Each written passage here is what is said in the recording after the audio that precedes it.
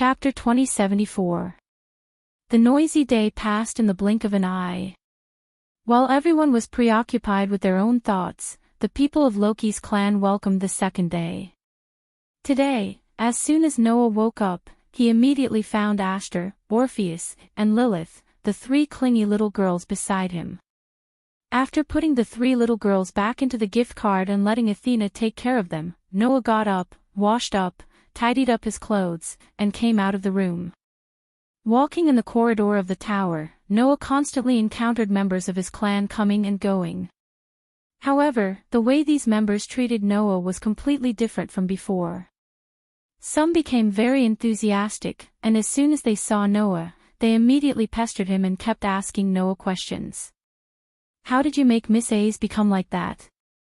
Some of them became very indifferent. They didn't even greet Noah.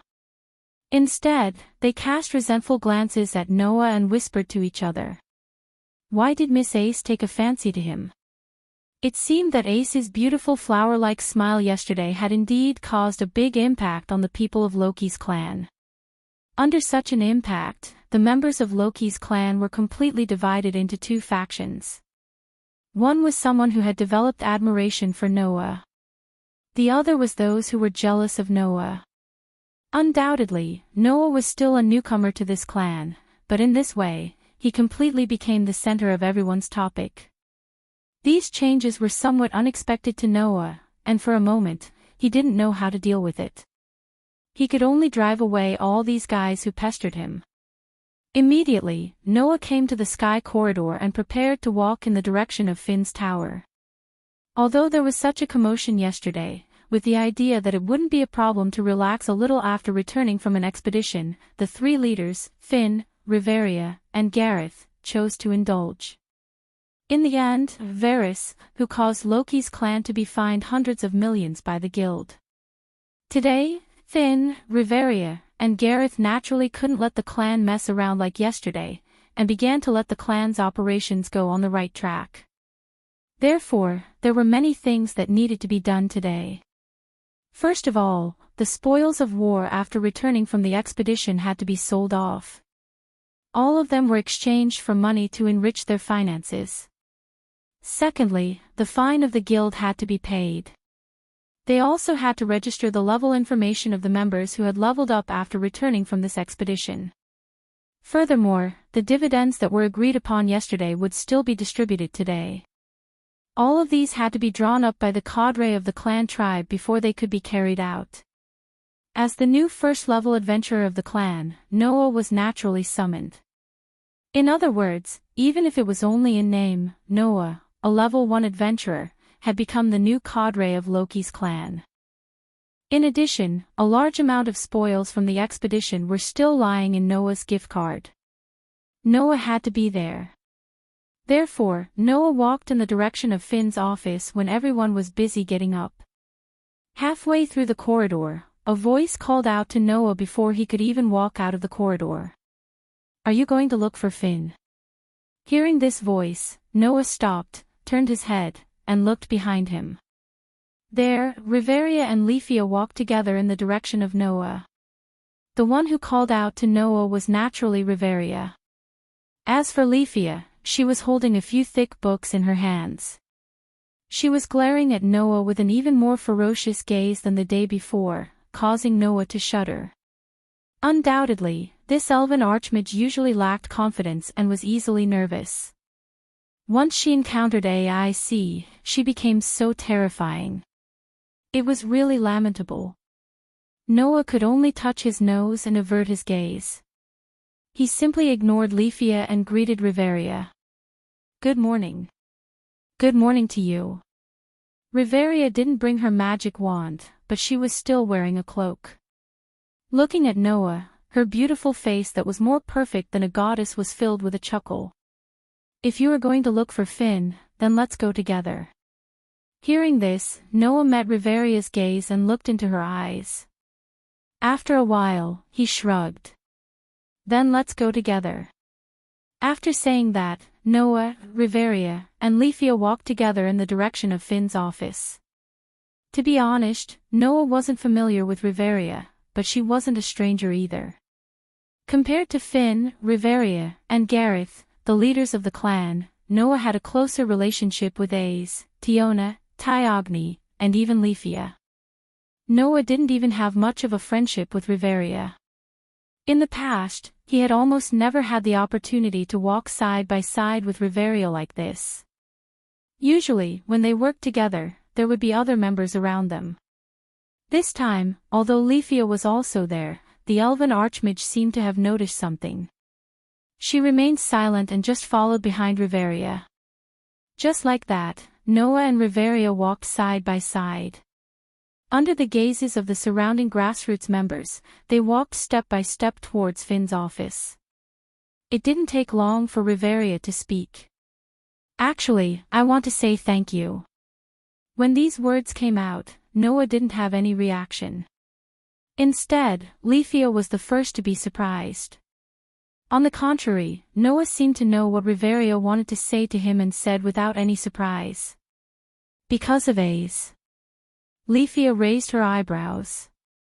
On the other hand, Riveria nodded calmly. Although she didn't look at Noah, her tone became gentler. "Did you know? I've never seen Ace smile like she did yesterday." "I know." Noah couldn't help but smile. "If it wasn't because I've seen it once before, I would have doubted that the girl who lacks the ability to express herself could smile so beautifully."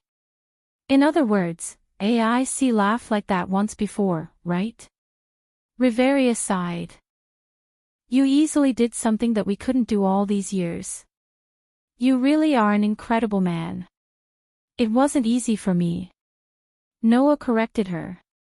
"In order to win the beauty smile, I had to rack my brains a lot.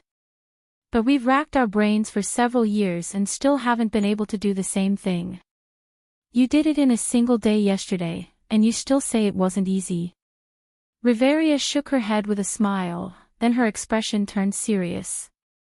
"But I'm really happy to see Ace smile like she did yesterday. That child has too much pressure on her shoulders. If possible, I really hope that she can keep smiling like she did yesterday." Too much pressure on her shoulders? Noah muttered to himself for a while before speaking. "Are you referring to Ace's background?" "Yes." Riveria nodded. When she reacted, she was slightly startled and looked at Noah in surprise. "You know about it?" "Sort of." Noah sighed. "That's why I know that she's had a hard time all these years. I didn't expect Ace to tell you her biggest secret." Riveria fixed her gaze on Noah and couldn't help but curl her lips. "It seems that Ace trusts you a lot. Doesn't Ace trust you a lot too?" Noah spread his hands. "At least you, Finn, and Gareth know about Ace's background, right?" When they were in the underground city, Finn, Riveria, and Gareth weren't too surprised about Ace's relationship with the celestial fairies. It was obvious that they already knew about Ace's background. After all, we are the original members of Loki's clan. When Ace joined us, we were the ones in charge of taking care of her. "We are very clear about Ace's situation," Riveria said and turned to the silent Rafia. "Of course, to Ace, her past isn't a pleasant thing to talk about. Moreover, there's a special blood flowing in her body. She doesn't want to tell you the truth not because she doesn't trust you, but because she's afraid that you will hate her and distance yourself from her." Lady Riveria. Rafia's expression became extremely complicated, but her words were very clear. It's impossible for us to hate Miss Ace." "I know." Riveria patted Rafia's head. "So, all you need is time. Please wait patiently for that child to come clean, okay?" "Yes." Rafia glared at Noah unwillingly. Obviously, Leafia was extremely dissatisfied with the fact that Noah knew all of Ace's secrets while she didn't know anything. Noah could only smile bitterly. Chapter 2075. In any case, apart from Leafia, Riveria's attitude towards Noah had improved a lot.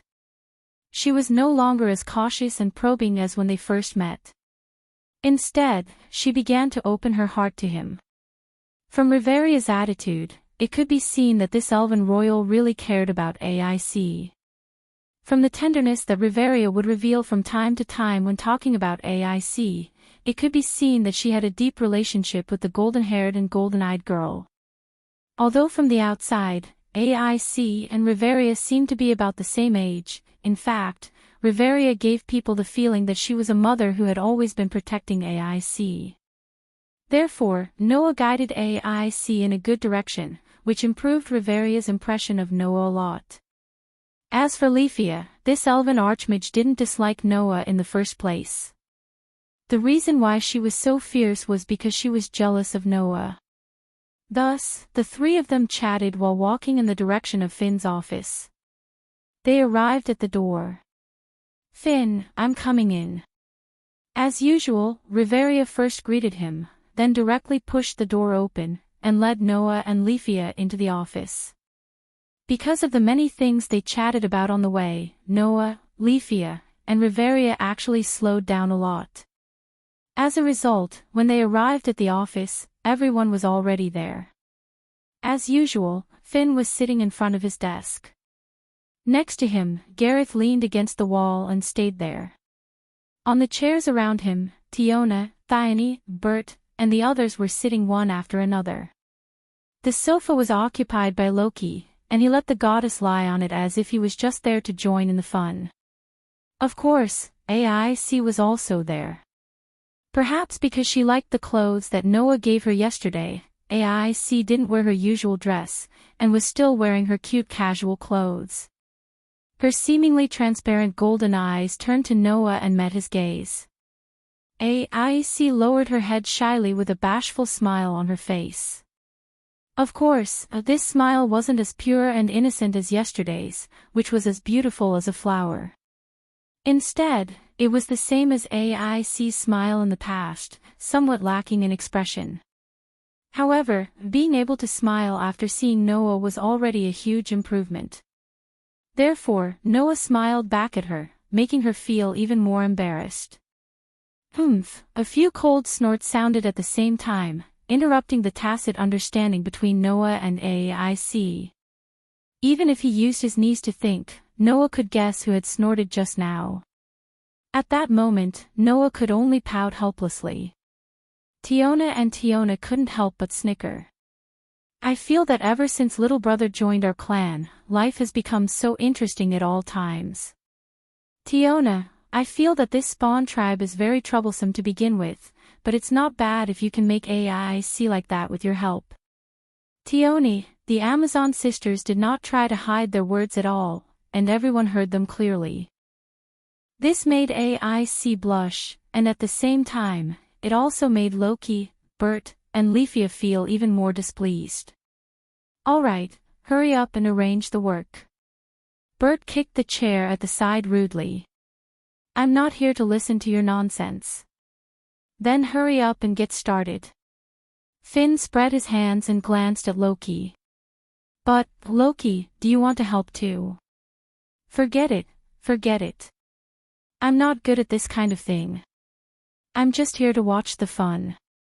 Loki waved his hand and revealed a perverted smile. "Of course, I've thought about it carefully. I must work with AIC today. That way, she can't refuse to go on a date with me." Wahahaha. The willful words of the Overlord made AIC pucker her brows while the others smiled wryly. "Up to you, but don't cause any more trouble," Finn warned. "We've been fined by the guild. If you mess around again this time, the fine will be deducted from your future drinks." "Are you serious?" Rocky was shocked. Finn, however, ignored Loki and turned his gaze to everyone present. "Then, let's start assigning tasks to everyone. Today, everyone will split up to complete their respective tasks. Most of the items to be sold are in Noah's gift card. So, Noah, you'll probably have to run a few more errands. Of course, I'll increase your bonus, so don't complain." Noah nodded indifferently. Finn smiled faintly. Just as Finn was about to assign tasks to everyone, a series of messy footsteps suddenly sounded from outside the door. Not long after, the door to Finn's office was violently opened. A member of the clan tribe rushed in with a panicked expression, causing everyone present to stand up in surprise. But in the next second, the words that came out from the clan tribe member's mouth made everyone's expression freeze. "Lord Loki. Leader. Something bad has happened." When Loki led the higher-ups of the clan tribe out of the mansion and came to the front gate, the scene that appeared in front of everyone made most of them gasp. At this moment, in front of the gate of Loki's clan tribe's headquarters, on the road directly opposite, a group of people gathered together, facing the base of Loki's clan tribe. Looking at the group, Finn narrowed his eyes and licked his thumb. Otto, Alan, Higuni, Hai-Chin, and the Gulliver brothers. Are the left and right arms of the beauty goddess all here? The person Finn mentioned was the group of people in the middle of the group that was facing the Loki clan's base camp. Freya's clan tribe, Dark Elf race, LV, 6 level 1 adventurer, Higuni. Freya's clan tribe, White Elf race, LV, 6 level 1 adventurer, Hai-Chin. Freya's family belonged to the dwarfs, and they were 4 LV, 5 level 1 adventurers. They were also brothers, and if they worked together, they could even surpass a LV, 6 level 1 adventurer. They were known as the 4 Golden Warriors, the Gulliver brothers. Freya's clan tribe, Catman race, LV, 6 level 1 adventurer, titled Goddess Chariot, Alan from.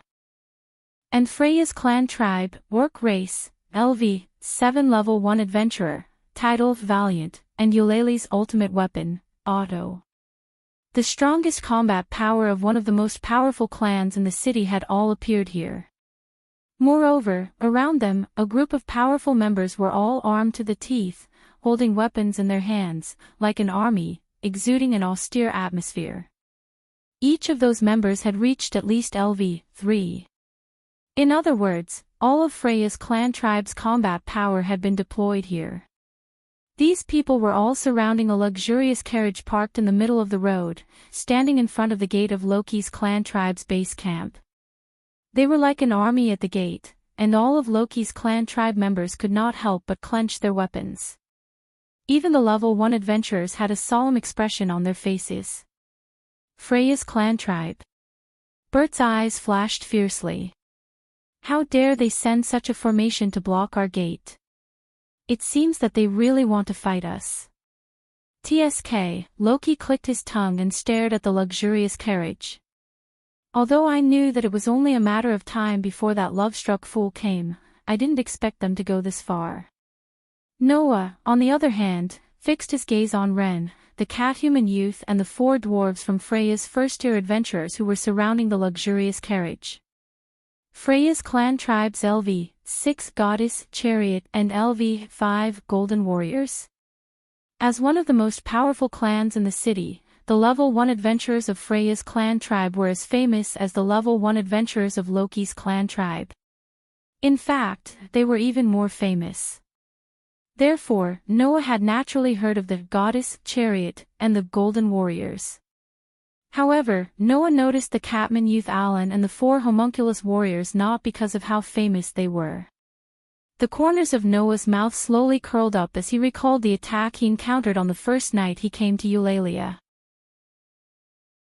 Chapter 2076.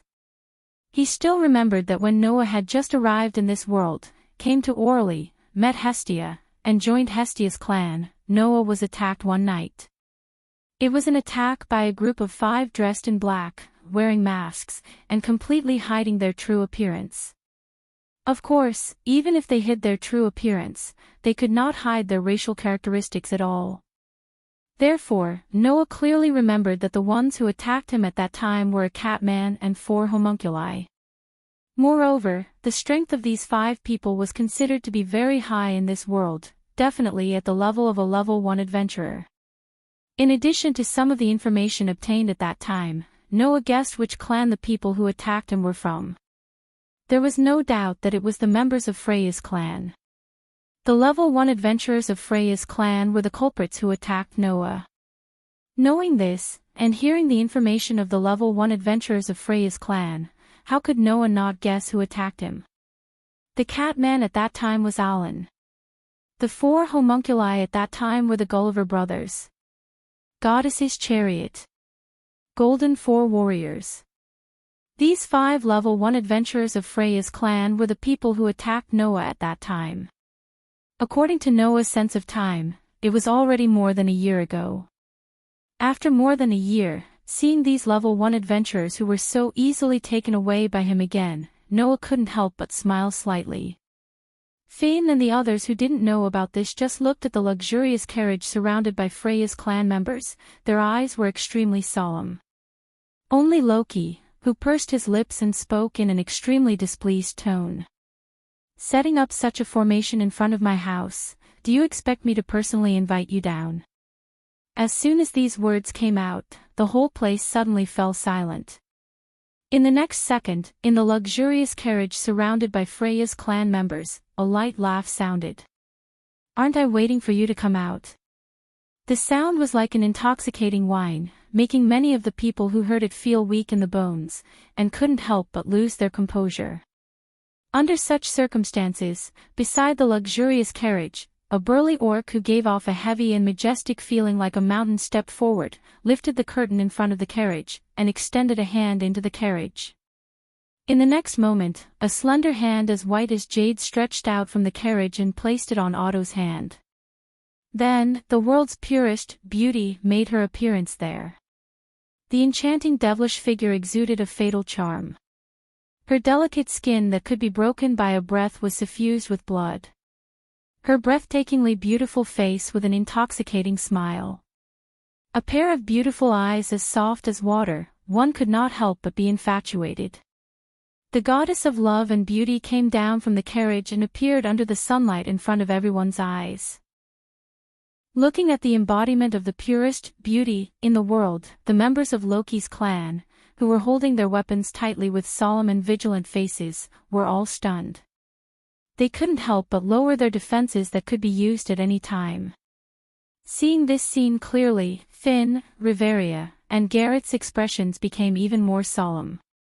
If Freya's clan members launched an attack now, with just a smile from Freya, more than 80% of the members here would lose their ability to fight and be captured by the beauty of the goddess of beauty, and easily be conquered by Freya's clan members. In a war between clans, the overgod should be the weakest and most protected existence, and should be the most vulnerable. But this rule did not apply to Freya's clan members at all. Although Freya's divine power was sealed like the other gods, but other than that, Freya had a weapon that the other gods did not have. And that was her charm. With this weapon, the clan members who could not resist the charm of the goddess of beauty were no match for Freya's clan members. The clan members of Loki's clan, known as the Two Kings of Eulalia, and recognized as the strongest clan, were at an unimaginable disadvantage when they met Freya's clan members. Finn, Riveria, and Gareth weren't the only ones who understood this. Ace, Tiona, Tioni, Bert, and the others understood as well. At that moment, Bert sneered. Showing off. As soon as he finished speaking. Whoosh! Accompanied by the sound of something breaking through the air, a figure suddenly burst out from Freya's clan members. Like a bolt of lightning, with an unimaginable speed, it scuttled in front of the level 1 adventurers of Loki's clan members. No! More accurately, it should be said that it scuttled in front of Bert. Wah! Finn and the others who did not expect to be ambushed were shocked. At this time, a spear had already turned into a cold light, as if it had pierced through space. It rubbed against the air, and in the sharp sound of something breaking through the air, it stabbed towards Bert. What? Bert's pupils shrunk, and his body suddenly tensed up. Without the slightest hesitation, Bert raised his feet that were equipped with the steel-like silver boots. Clang! With a crisp sound of collision, the spear that had pierced through space heavily stabbed into the silver boots, causing dazzling sparks. An unimaginable impact suddenly shook the silver boots, causing Bert to groan. His whole body seemed to be bounced off, rubbing against the ground for a distance of dozens of meters. At this time, the owner of the spear that was thrusting towards Bert was slowly put away by its owner. Only then did everyone see the appearance of the attacker clearly. It was a young cat man who was not very tall, with black and gray body hair. This is just a small lesson. The cat man known as the Goddess Chariot, Alan, looked at Bert, who was repelled by his spear, with a cold and disdainful expression on his face. "Remember to clean your mouth, Bert Roga."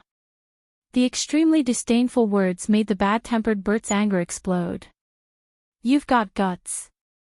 Bert grinned, and his eyes burned with ferocious flames. He patted his feet with the silver boots, and his whole body exuded a frightening murderous aura. "You're overestimating yourself." Alan's smile was still disdainful, but he lifted the spear in his hand slightly. Just as the first-level adventurer, the werewolf and the cat man were about to fight, a terrifying aura rose around them one after another. Alan's heart skipped a beat, and he looked around. He saw that with Finn in the lead, Riveria, Gareth, Tiona, and Tyogny were all staring at Alan, and their eyes became extremely cold. As expected of the Goddess Chariot, Finn said lightly, "To be able to penetrate the defense net set up by so many of us in an instant and repel Bert, your agility is still as high as before." One of the reasons why the Catman youth, Alan, was called the Goddess Chariot was that he had a frightening pair of hairy legs. Although Bert was only LV5, his agility was the highest level of S stage, and he also had skills to increase his speed. As a result, he almost didn't react in time and was attacked by Alan. Finn, Riveria, and Gareth were all LV6, but because it was too sudden, they almost didn't react in time. It could be seen that the Catman youth's agility was second to none, even in LV6. However, ignoring the group of first-level adventurers of Loki's clan, breaking into the enemy's camp alone, and even repelling one of them arrogantly, all of a sudden, everyone was enraged. As a result, even AIC couldn't help but hold the rapier at her waist, and stared at Alan with all her attention. The members of Loki's clan also all woke up from the beauty of the goddess, and reflexively raised their weapons. Of course, the behavior of Loki's clan also made all of Freya's clan members tense up, and they all held the weapons in their hands. The atmosphere suddenly became tense. As a result, among all the people present, only 2 people seemed to be out of place, and didn't care about the tense atmosphere at all. One was the goddess, Freya. The other was, of course, Noah. Because when Freya alighted from the car, Noah had already felt it. An extremely hot gaze was fixed on him. The owner of the gaze was, of course, Freya. Meeting Freya's gaze, Noah looked at her. Then, the goddess's intoxicating smile from the bottom of her heart was imprinted in Noah's eyes. Chapter 2077. It had to be said that as a goddess of beauty, Freya's every move did indeed affect everyone's heart. The originally tense atmosphere dissipated in an instant under Freya's intoxicating smile. But this time, Freya really did not do it on purpose. She was simply happy to see her sweetheart. Although Noah's appearance had completely changed and there was nothing familiar about him, in the eyes of Freya, who could see through the soul, that appearance did not have any effect at all. Others recognized people by their faces. Freya, on the other hand, looked at the soul.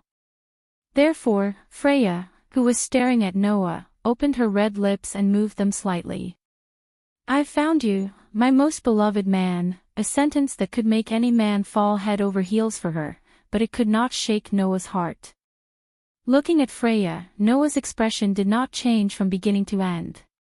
That unmoved look did not disappoint Freya, but instead made the smile on her face grow wider. It was also at this moment that Loki spoke. "Aren't you going to hurry up and tell your people to leave?" Loki laughed, but there was no smile in his eyes. "Or do you really want to fight me here?" "I don't mind." From this sentence, it could be heard that Loki was actually a little angry in his heart. However, it would be unwise to start a fight here. It was impossible for Freya's clan's strongest fighting force not to be discovered if they came out in full force. Therefore, the surroundings were already crowded with people, even gods. Even the guild staff began to appear one after another, obviously ready to intervene at any time. Of course, other than the guild staff, the rest were just excited by the situation in front of them. Are Loki's clan and Freya's clan finally going to fight it out? The two strongest clans in the Maze City are finally going to decide the winner here.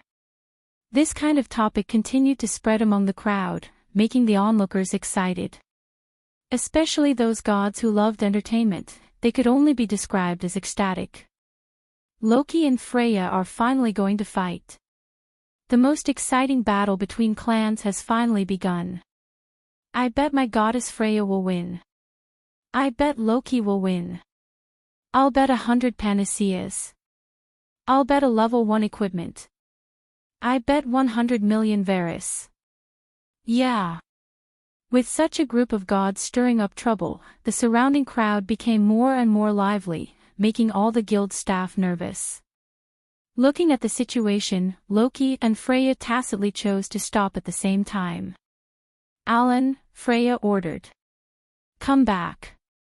Humph, Alan snorted as he lifted the spear in his hand and turned around.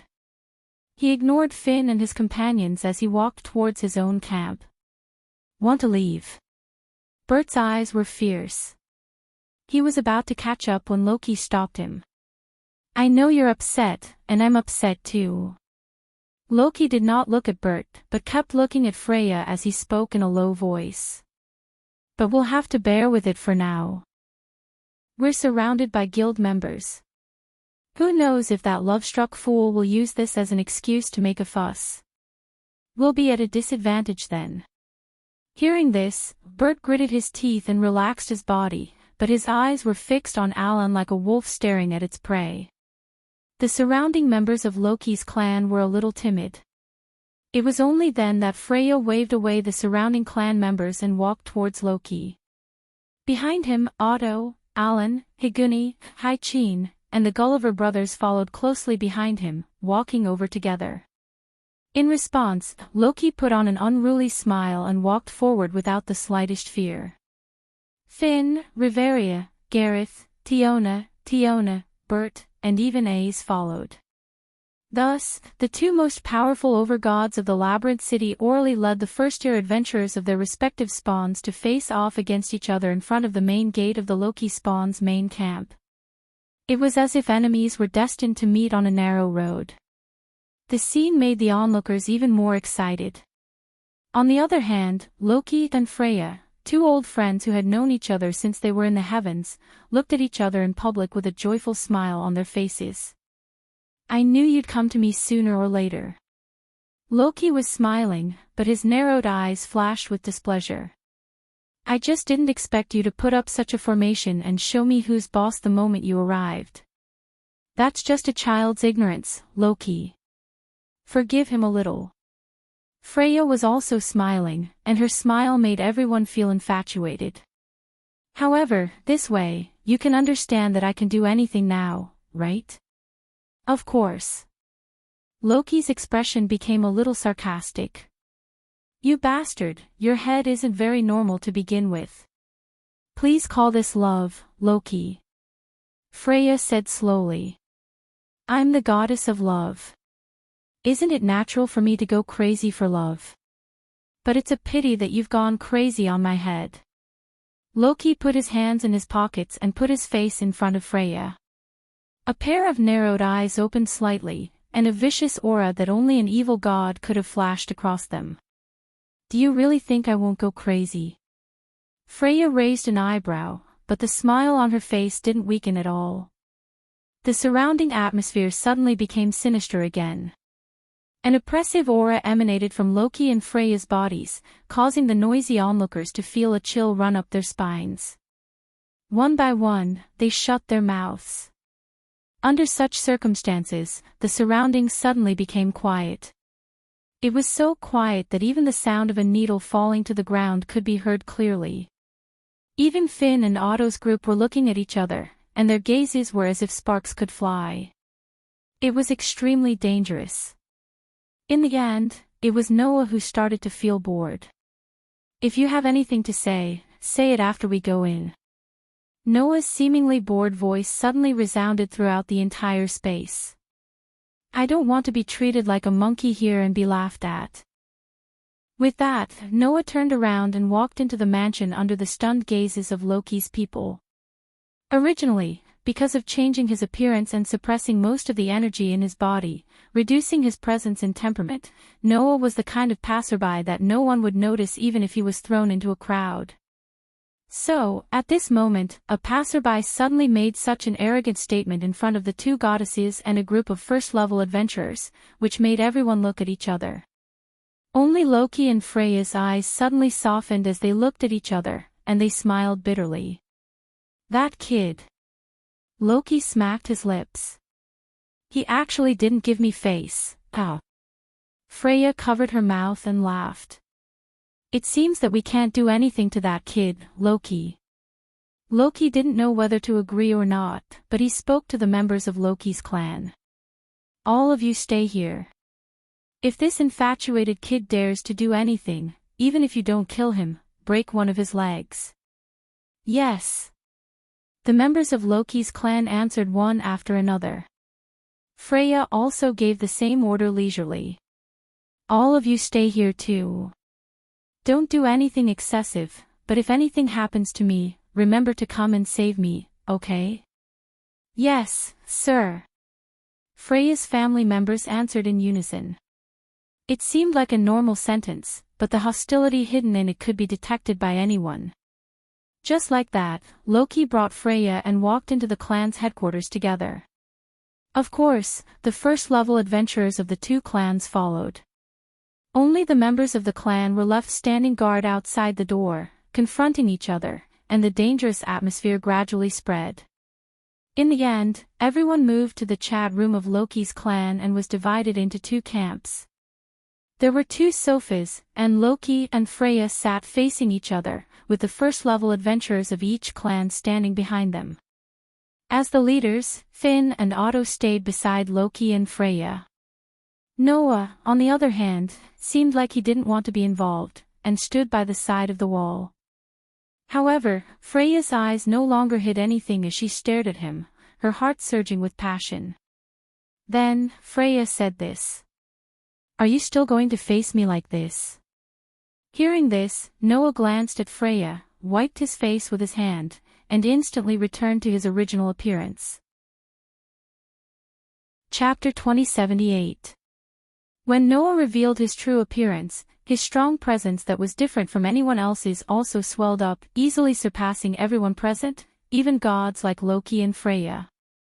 The first-level adventurers of Freya's clan reacted. Otto stared straight at Noah without saying a word, but a slight pressure emanated from his body. Higuni and Hai-Chin had already heard of Noah's existence from Freya, but they did not know what was so special about this man that their respected god was infatuated with. Now, they somewhat understood and looked at each other.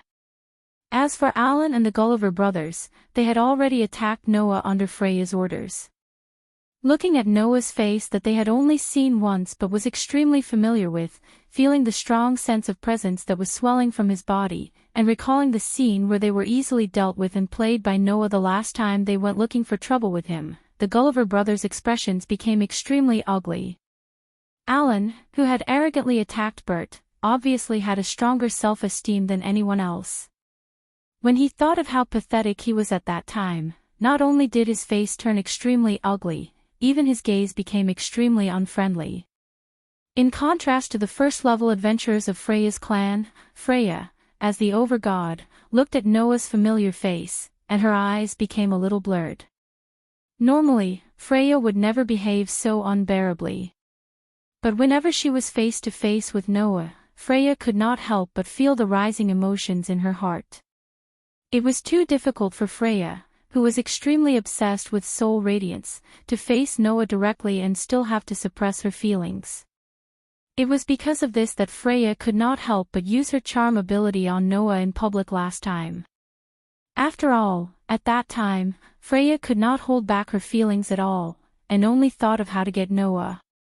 Therefore, even if Freya had imagined all kinds of situations before she came, she still could not hold back her feelings when facing Noah. Under such circumstances, Freya almost uncontrollably stood up from her seat and walked lightly to Noah under everyone's gaze. Then, Freya reached out a hand and caressed Noah's cheek as if she was caressing her most precious treasure. Her expression was one of satisfaction that had never been seen before. "Do you know how much I wish I could touch your face like this?" The love that came from the goddess's mouth made Finn and the others a little dumbfounded. Although they knew that Freya was obsessed with Noah, Finn and the others did not expect that Freya's feelings for Noah were so strong.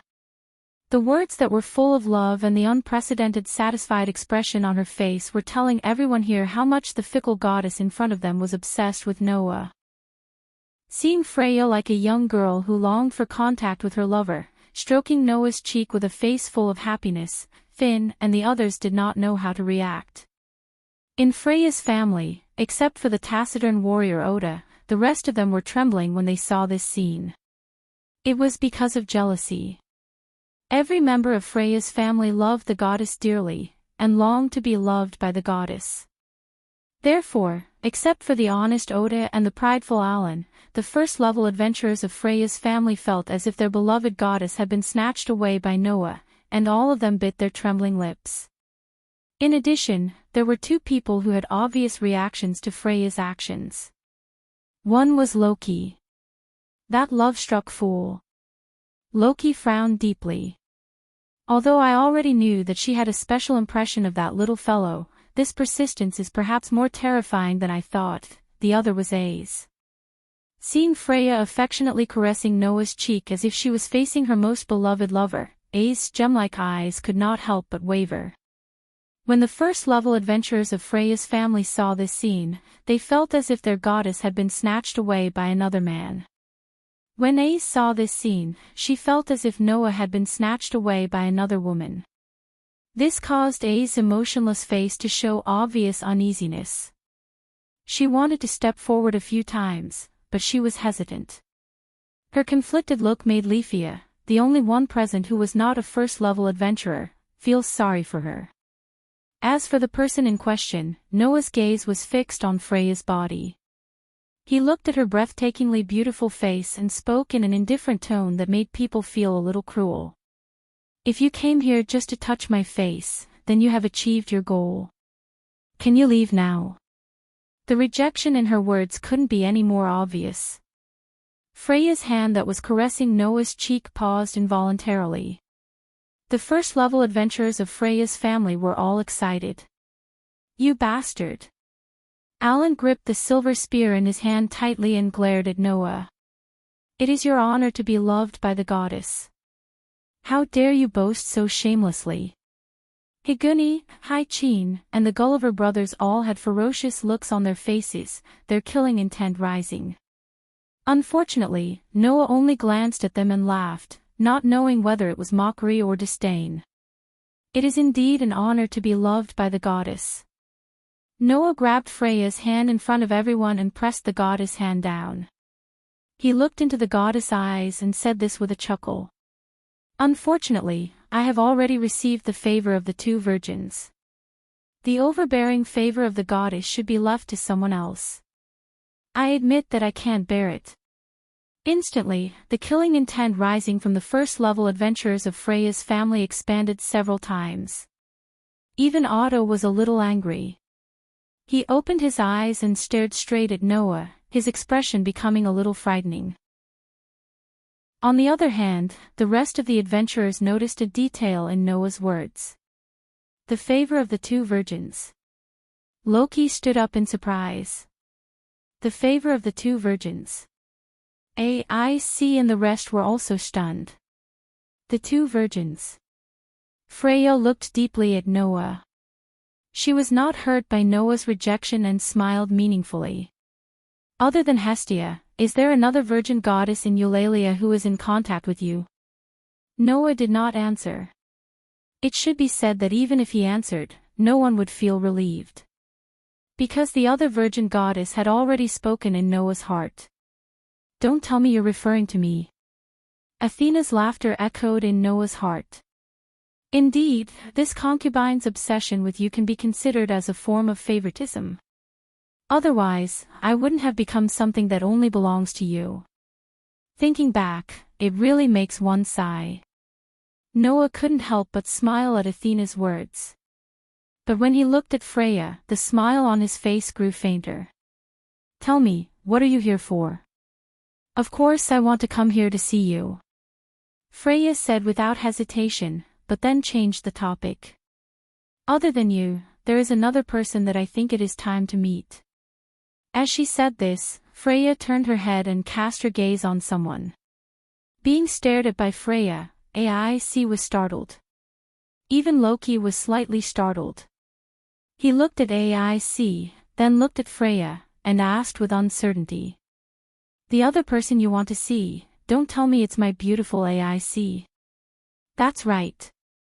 Freya nodded gracefully, then walked around the sofa and came in front of AIC. I have long wanted to meet the child that Loki is most proud of. Freya reached out her hand and gently stroked AIC's cheek, just like how she did with Noah. However, when she stroked Noah's cheek, Freya's eyes were burning. But when she stroked AIC's cheek, Freya's eyes were piercing. As expected of Loki's favorite child, you are really cute. Freya's hand gently stroked AIC's cheek, and her words were like a knife, piercing AIC's heart. But recently, you have been too close to the man I love, so close that I feel a little unhappy. Tell me, what should I do? Chapter 2079. The goddess of beauty's whispers gave AIC a sense of dread, like the howling of a devil. Instantly, AIC felt her body temperature drop by quite a bit. Not to mention even the rest of the people felt as if their skin was stuck to the ice. The goddess of beauty's jealousy was terrifying. Just like Ishtar's jealousy towards Freya. At this moment, Freya was expressing her jealousy towards AIC. The fact that the man she loved the most was too close to this golden-haired, golden-eyed girl made the beauty goddess, who appeared elegant on the surface but whose heart was already burning with the flames of jealousy, not hesitating to send all of her clan's fighting forces here. In other words, Freya was not only here for Noah today, but also for AIC. You. Loki stood up from the sofa. You're here for AIC. That's a little too harsh, isn't it? Freya retracted her gaze from AIC and retracted her hand that was caressing AIC's cheek. She turned around and met Loki's gaze. This is just a warning. Loki, you don't want to let other men take advantage of this child, right? Don't confuse me with you. Loki stared at Freya, his gaze becoming somewhat dangerous. I'm only warning you. If you dare touch a single hair on my AIC's head, I'll make you leave the Maze City just like Zeus and Hera. I'm a man of my word. Following Loki's words, Finn, Riveria, Gareth, Tiona, Tioni, Bert, and even Rafia took a step forward. But at the same time, Otto, Alan, Higuni, Haichin, and the Gulliver brothers also stepped forward. As the center of Loki's clan and Freya's clan, the group of adventurers were all confronting each other, the surrounding atmosphere becoming unprecedentedly heavy. This time, neither Loki nor Freya chose to back down. Their eyes met and sparks flew from the friction, causing the heavy atmosphere to be on the verge of erupting again. After all, both goddesses had their reasons for not backing down. Loki was for the child. Freya was for her lover. Under each other's stubbornness, it was inevitable that they would meet on the battlefield. There was only one thing holding Loki and Freya back. That was the guild. If even the guild's punishment couldn't shake these two goddesses, then things would get out of hand. At that time, the two most powerful families in the Maze City would not hesitate to kill each other. If there was anyone who could stop all of this, it was only one person. That's enough. Noah's voice resounded clearly. My patience has been very smoothly worn out by you all. His extremely impatient words blew away the heavy feeling that pervaded the air in an instant. I've known for a long time that you so-called gods have overly strong egos. Even if you have obvious differences in values from the people of the lower realms, it won't change at all. Noah straightened up and looked at Freya. Your so-called love is really not worth mentioning in my opinion. I don't have the time to waste with you anymore. Fortunately, I'll end it today. End? Rocky's heart skipped a beat. You mean, that's right, a war game. Noah's gaze swept across the first-level adventures of Freya's family, and finally stopped on Freya. He spoke indifferently. But this time, it's not a war game between your kin. It's a war game between me and all of Freya's kin. When he said this, the whole place fell silent. Freya's eyes flashed and closed. Loki's kin looked at each other in silence. Loki opened his mouth as if he wanted to say something, but in the end, he seemed to think that this was not a bad idea, so he closed his mouth. Only the first-level adventurers of Freya's kin, other than Otto who was also silent, were angry. I see. Alan laughed in anger. Do you think we're like those useless Apollo's kin that you can do whatever you want to us? If not, what do you think? Noah looked at Alan and glanced at the Gulliver brothers before he laughed in a mocking manner. The famous goddess Chariot and Golden Four warriors are not convinced, are you? Undoubtedly, the last time you joined hands, you couldn't even touch the corner of my clothes, right? So what if there's one more LV7 and two more LV6s? You. Alan and the Gulliver brothers were instantly enraged. Although Higuni and Haichin were also full of anger, they also knew about this matter and were half angry and half shocked. Even if they were extremely dissatisfied with the fact that Noah was favored by Freya, Noah's actions in the past few months had already spread throughout Eulalia, and no one would think that Noah was boasting. Even if he was boasting, Noah had the right to do so. That was why the first-level adventurers of Freya's kin could not find any words to refute, and could only glare at Noah angrily, itching to charge at him. And now that things had developed to this point, Loki was actually gloating. I'd like to see how far you Freya's kin can go against this little guy who even dares to kill a god. Finn and the others smiled at this and chose to watch from the sidelines. After all, Finn and the others had seen with their own eyes how the immortal of filth, who was stronger than Oda, was defeated by Noah in one move.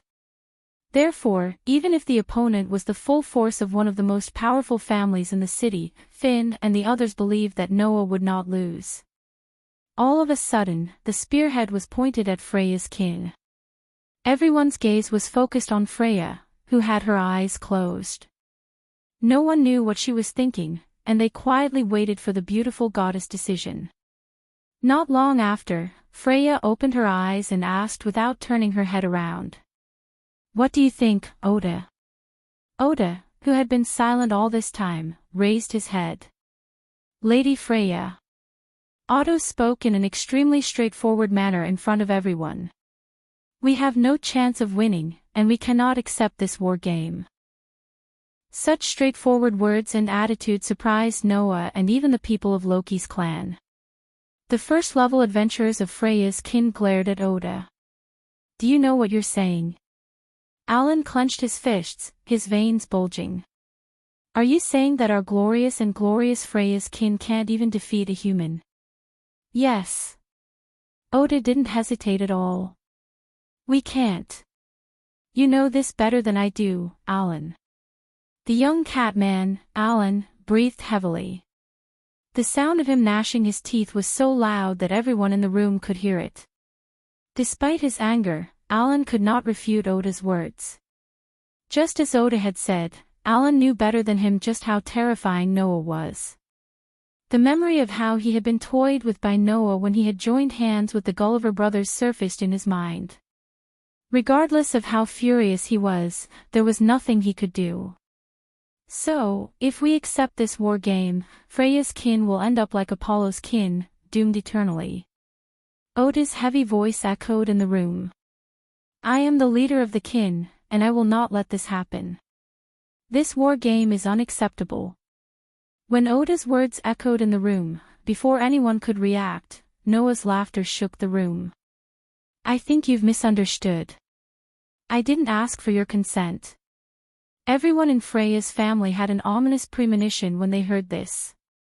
When Otto and the rest turned their attention to Noah, a scene that made everyone's head boil was displayed before Freya's family. Ugh! It was Freya's voice. This voice was filled with a discomfort that could be easily detected by others. Noah had appeared in front of Freya and grabbed her by the neck, holding her hostage. Lady Freya. Oda and the others were furious. Noah. Loki and the others cried out in surprise. Like I said, my patience has been worn out by you. Noah curled his lips into a smile. You have no choice but to accept this war game. If you want to save your goddess, then go to the flower field 1 kilometer east of Eulalie. With that, Noah hugged Freya under his arm and jumped down, breaking the glass behind him and jumping down from the mansion. Chapter 2080. Asterisk bang. Asterisk the sound of a window being broken rang out clearly.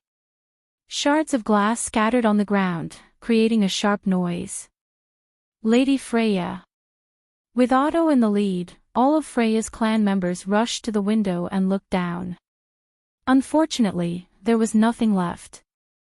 Noah and Freya were nowhere to be seen.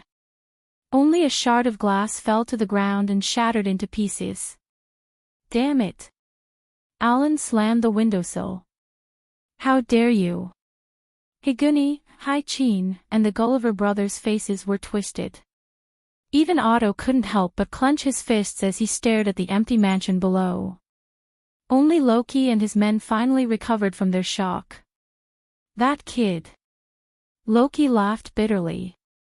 Once again, he's done something that no one expected, not to mention Loki. Even Freya would not have thought that she would be held hostage with all the clan tribe's combat power gathered here, and with the strongest of the clan tribe protecting her, right?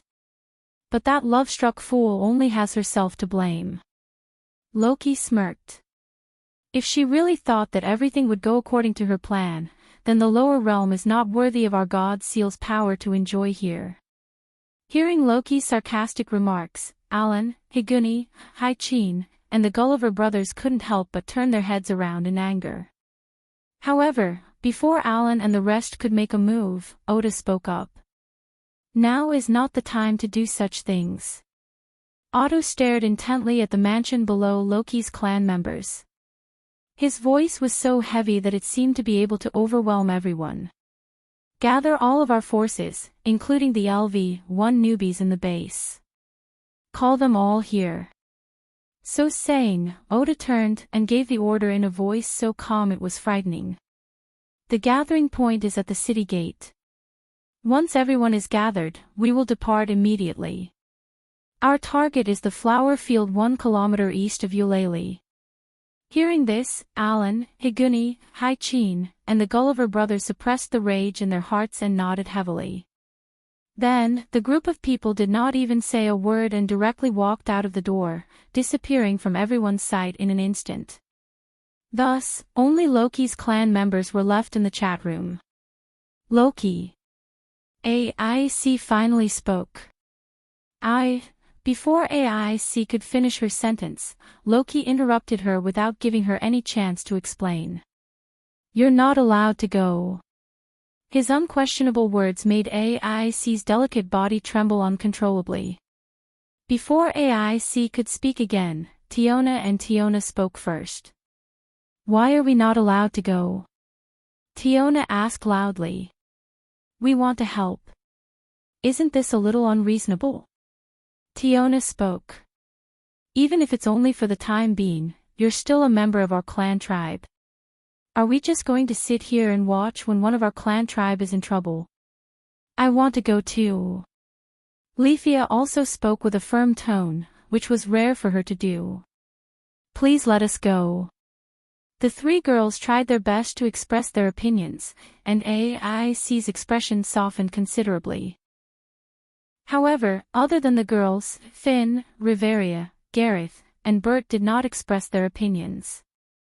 Instead, they looked at each other as if they understood something. "Be good, all of you," said Riveria. "Since Loki told you not to go, then don't go." Riveria. AIC looked at Riveria in disbelief. "Don't look at me like that." Riveria's expression turned helpless. AIC, I understand how you feel, but think carefully. Does Noah really need our help? His strength is obvious to all of us, right? Gareth said. I don't think he will lose to Freya's clan members. That brat didn't tell us anything and escaped after capturing the beauties. That means he wants to solve this problem alone, right? Bert snorted coldly. If that's the case, why should we meddle in other people's business? I have the same opinion. Finn licked his thumb and narrowed his eyes thoughtfully. Noah said that he wants to settle things with the beauties. That's why he revealed his true appearance and captured the beauties. If we interfere, not only will we not be able to help, we might even ruin Noah's plans. That's right. Loki snapped his fingers. That's why none of you are allowed to go. Let that brat do as he pleases. Tiona, Tiny, and Rafia were all speechless. Only AIC lowered her head and looked like she was struggling. It was not that AIC did not understand the logic. However, AIC's heart was restless. She knew that Noah was fighting while she could only watch. This fact alone made her feel very uncomfortable. Driven by her feelings, AIC spoke in a low voice. What if something happens to him? This sentence made everyone smile bitterly. How can something happen to that brat so easily? Loki said noncommittally. If something happens to him so easily, then I wouldn't need to spend so much effort to invite him. In the end, I only got him to join us temporarily. That love-struck fool wouldn't be coveting that brat all the time and not dare to act rashly. What if? AIC said stubbornly. What if something happens? Looking at AIC's stubbornness, everyone was speechless and lamented in their hearts. The little princess who was never good at expressing herself had become so stubborn because of a man. It was truly unexpected. This also proved how high Noah's position in AIC's heart. This made Loki, Bert, and Leafia feel a little uncomfortable. Looking at Loki's expression, as if he had eaten a durian, Finn shook his head and said to Loki, AIC is right. It's better to be safe than sorry. So, just in case, it's better to arrange some spies near the flower field that Noah just mentioned. This way, we can intervene at any time. All right. Loki waved his hand helplessly. Then arrange a few people to watch over there. That flower field, it's at 1 kilometer to the east of Olalai, AIC interrupted Loki. I know that place. You know. Loki looked at AIC strangely. Could it be, I went there yesterday? AIC could not care less and admitted directly. On a date. So it went out of the city. Loki gritted his teeth. Can't you find it no matter how hard you look? You guys are really bold. Gareth was speechless.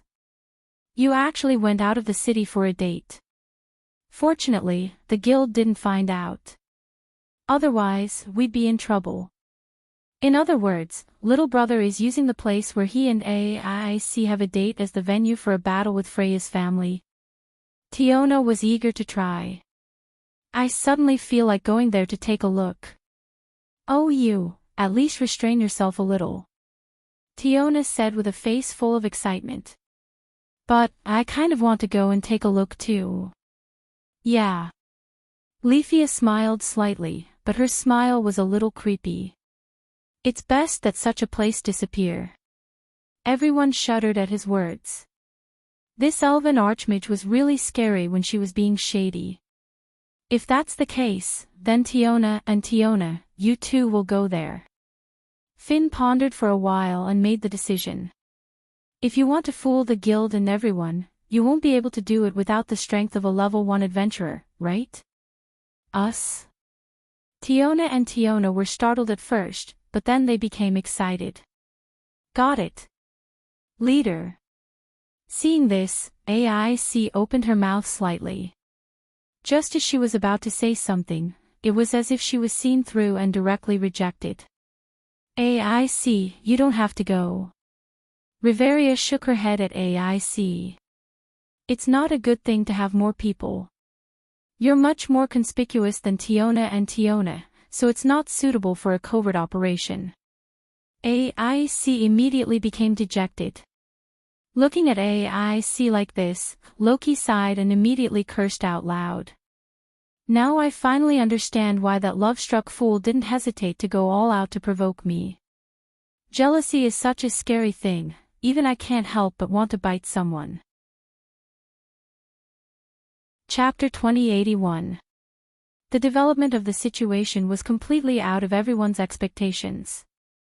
Outside the headquarters of Loki's kin, Freya's kin, who were ready to charge into the enemy's camp at any time under the command of the king of Loki's kin, did not see their king of Loki, but Otto and his men. Knowing that their beloved goddess was being held hostage, all of Freya's kin expressed disbelief and anger at the same time. Without any hesitation, under Otto's command, all of Freya's kin marched towards the city gate. The onlookers who did not know what was going on expressed their confusion. The gods who were only looking for entertainment expressed their dissatisfaction. Ignoring everyone, Freya's kin gathered at the city gate of Eulalie and alerted the guild. If they wanted to enter and leave the maze city, they could not avoid the guild's permission. But in order to save their king of Loki, all of Freya's kin ignored the guild's objections and rushed out of the city, marching towards the flower fields. The unreasonable behavior of Freya's kin naturally angered the guild, and at the same time, threw a huge rock over Eulalie, causing a huge uproar. For a time, all kinds of rumors were spread. Some people thought that Freya's kin was planning to abandon Eulalie and go to another city. Some people thought that Freya's kin was planning to attack a certain clan outside the city. Some people thought that Freya's kin had other plans, and must be hiding some extremely important secret. Some people even thought that Freya's kin had obtained a treasure map and were preparing to set off to the place where the treasure was hidden to unearth a windfall. All kinds of speculations were flying around, and in another sense, the whole of Eulalie became unusually lively, just like yesterday. Under such circumstances, many busybodies began to take action. The so-called action was that some of the king of Loki's kin had sent people to secretly sneak out of the maze city and follow Freya's kin. Unfortunately, the guild had already anticipated this situation and set up layers of barriers, causing many of the king of Loki's wishful thinking to die in the womb. Only the two Amazon sisters successfully sneaked up the city wall, avoided all the precautions, and left the city. Just as Finn had expected, without the strength of a level 1 adventurer, it was impossible to fool the guild. And so, Tiona and Tiny snuck out of the labyrinth city, Eulalie, and took a shortcut to the flower fields according to A's description. The early morning breeze carried with it the smell of soil as it blew through the field of sunflowers that were as bright as gold. The sunflowers swayed back and forth in a very pleasant manner. The weather today was not bad. The sun shone down from the sky, illuminating the sunflowers. The sunflowers were full of vitality as they faced the sun in the sky. They looked full of vitality, making people feel relaxed and happy. However, the silence of this beautiful field was soon broken. Phew! With a sharp piercing sound, a stream of light shot out from the other side of the sky like a bright meteor, falling in the direction of the flower field. The whistling wind was getting closer and closer, causing the sunflowers in the flower field to sway even more violently, but none of them were broken. They appeared to be very resilient. Immediately, the stream of light landed in the center of the flower field, revealing the situation inside. Noah, who was holding Freya hostage, slowly descended from the air and stepped on the flower field. Immediately, he released Freya. Feeling Noah let go of her, Freya subconsciously took 2 steps back, then opened her eyes that had been closed because of the extreme speed, and met Noah's deep, dark eyes. Looking at Freya, Noah said faintly, "Stay here for a while. Stay here for the time being and behave yourself. Don't force me to tie you up. You're really heartless." Freya was silent for a moment. Then, as if nothing had happened, she flashed a beautiful smile as usual. "I love you so much, but you're still holding me hostage. You're really breaking my heart. I've said it before, I can't accept your domineering love. You should leave it to someone else." Noah glanced at Freya. "Moreover, your twisted love is only because of your hoarding and possessiveness. Whether it counts as love is still up for debate, goddess." "That's love," Freya said firmly. "If I say it's love, then it's love." Only a goddess like Freya could say such domineering and willful words. After all, the goddess of beauty was the goddess of love, and no one knew more about love than the goddess of beauty. But because of this, the goddess of beauty's love was twisted. Because, whether it was doting, spoiling, favoring, crazy love, stubborn love, or sick love, all the love in the world would be reflected in the goddess of beauty. Therefore, Freya could say with certainty that she did love Noah. Even if it was love because of her hoarding and possessiveness, it was still love. But, this kind of cruel love, just like what Noah said, he couldn't bear it at all. "I really hope that after today, you can still be as stubborn as you are now." Noah curled his lips into a smile, and under Freya's gaze, he raised his hand. A dark gold gift card appeared in Noah's hand, causing a dazzling light to bloom. Within the light, petite girls suddenly appeared one by one. "This is..." Freya was stunned. With eyes that could look directly at the souls of individuals, the goddess of beauty Freya easily recognized them. These girls in front of her were not simple at all. The girl with waist-length silver hair had a soul as tough and sharp as a sword. The girl with shoulder-length silver hair had a soul as dark and deep as the moonlight. The remaining pair of girls who looked exactly the same, with waist-length straight black hair, had souls that were like bottomless pits, with no limit at all. The souls of these 4 petite girls were all extremely dazzling, and although they were still not as bright as Noah's, they were still brighter than any existence Freya had seen so far, except for Noah. Including the gods, it was the same. At the same time, with the eyes that could see through souls and the eyesight unique to gods, Freya also recognized the bodies of the 4 girls in front of her. The silver-haired one is a fairy. The black-haired one is a god. That's right. In this world, Aster and Athena were immortals. As for Orpheus and Lilith, who were the dragon gods, they were naturally the true gods. However, it was precisely because of this that Freya was so surprised. Because, if they were gods, Freya would definitely recognize them. But these 2 young goddesses in front of her, Freya had never even heard of them before. What surprised Freya even more was that in Athena's soul, besides seeing the fairy part, Freya also saw a trace of light that only gods could have in the deepest part of her soul. In addition, Aster's soul light was also somewhat abnormal compared to a real fairy. Freya was really surprised. Looking at Freya like this, Athena's snake eyes flashed slightly, and she smiled sweetly. A pair of eyes that can see through souls. It seems that some of this concubine's secrets have been exposed to your eyes as well, stubborn beauty. Freya was shocked. She could not help but be shocked. Under the gaze of Athena's snake-like eyes, Freya actually had the feeling that the depths of her soul were being seen through. That feeling told Freya everything. The girl with shoulder-length silver hair in front of her was indeed not an ordinary fairy.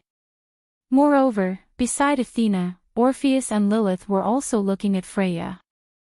Although their faces were expressionless, Freya had the feeling that she was being stared at by an incredible existence, and she was completely frozen in place. Under such circumstances, Orpheus and Lilith finally spoke up. Goddess of beauty. Orpheus stared straight at Freya as if he was interested in her. A god I've never seen before. A god I've never seen before, a god I've never seen before. Lilith put her nose close to Freya's body and sniffed. She's different from Lilith, and different from the other Lilith. The dragon god's curious words made Freya so scared that she didn't even dare to move. Looking at Freya like this, Noah smiled triumphantly and said to Orpheus and Lilith. Orpheus, Lilith, keep an eye on her. If she doesn't behave, you can do whatever you want with her. Orpheus and Lilith turned their heads, looked at Noah, and nodded without hesitation. Chapter 2082. For Orpheus and Lilith, as long as it was Noah's order, the two girls would carry it out literally. This was because Orpheus and Lilith did not know much about the world at all. Their hearts were purer than a 10-year-old child's, so naturally, they would not beat around the bush. Therefore, after Noah told them to keep an eye on her, Orpheus and Lilith directly occupied Freya's left and right sides, staring straight at her without blinking. However, Orpheus and Lilith did not know that their behavior had brought unimaginable pressure to Freya. In the world of Demon High School, Orpheus and Lilith were absolutely at the top even among the gods. Even Shiva, who was known as the god of destruction, could only admit his inferiority when facing Orpheus and Lilith. With half of the power of the infinite dragon god at his peak, Orpheus and Lilith's power was between 3 and 4 digits, which was much, much stronger than the other gods. In this world, the gods had sealed their divine power, but their eyesight was still there. Therefore, Freya was very clear that the two seemingly innocent young girls in front of her were probably at a higher level than her in terms of the gods. Freya felt as if she was being stared at by something incredible. Her usual calmness and elegance vanished without a trace. With a strong sense of uneasiness, she froze in place under Orpheus and Lilith's overly direct gazes. In this regard, Noah kindly reminded her. Don't even think about using your charm on Orpheus and Lilith. These two children are too pure and can't understand the feeling of being moved by beauty.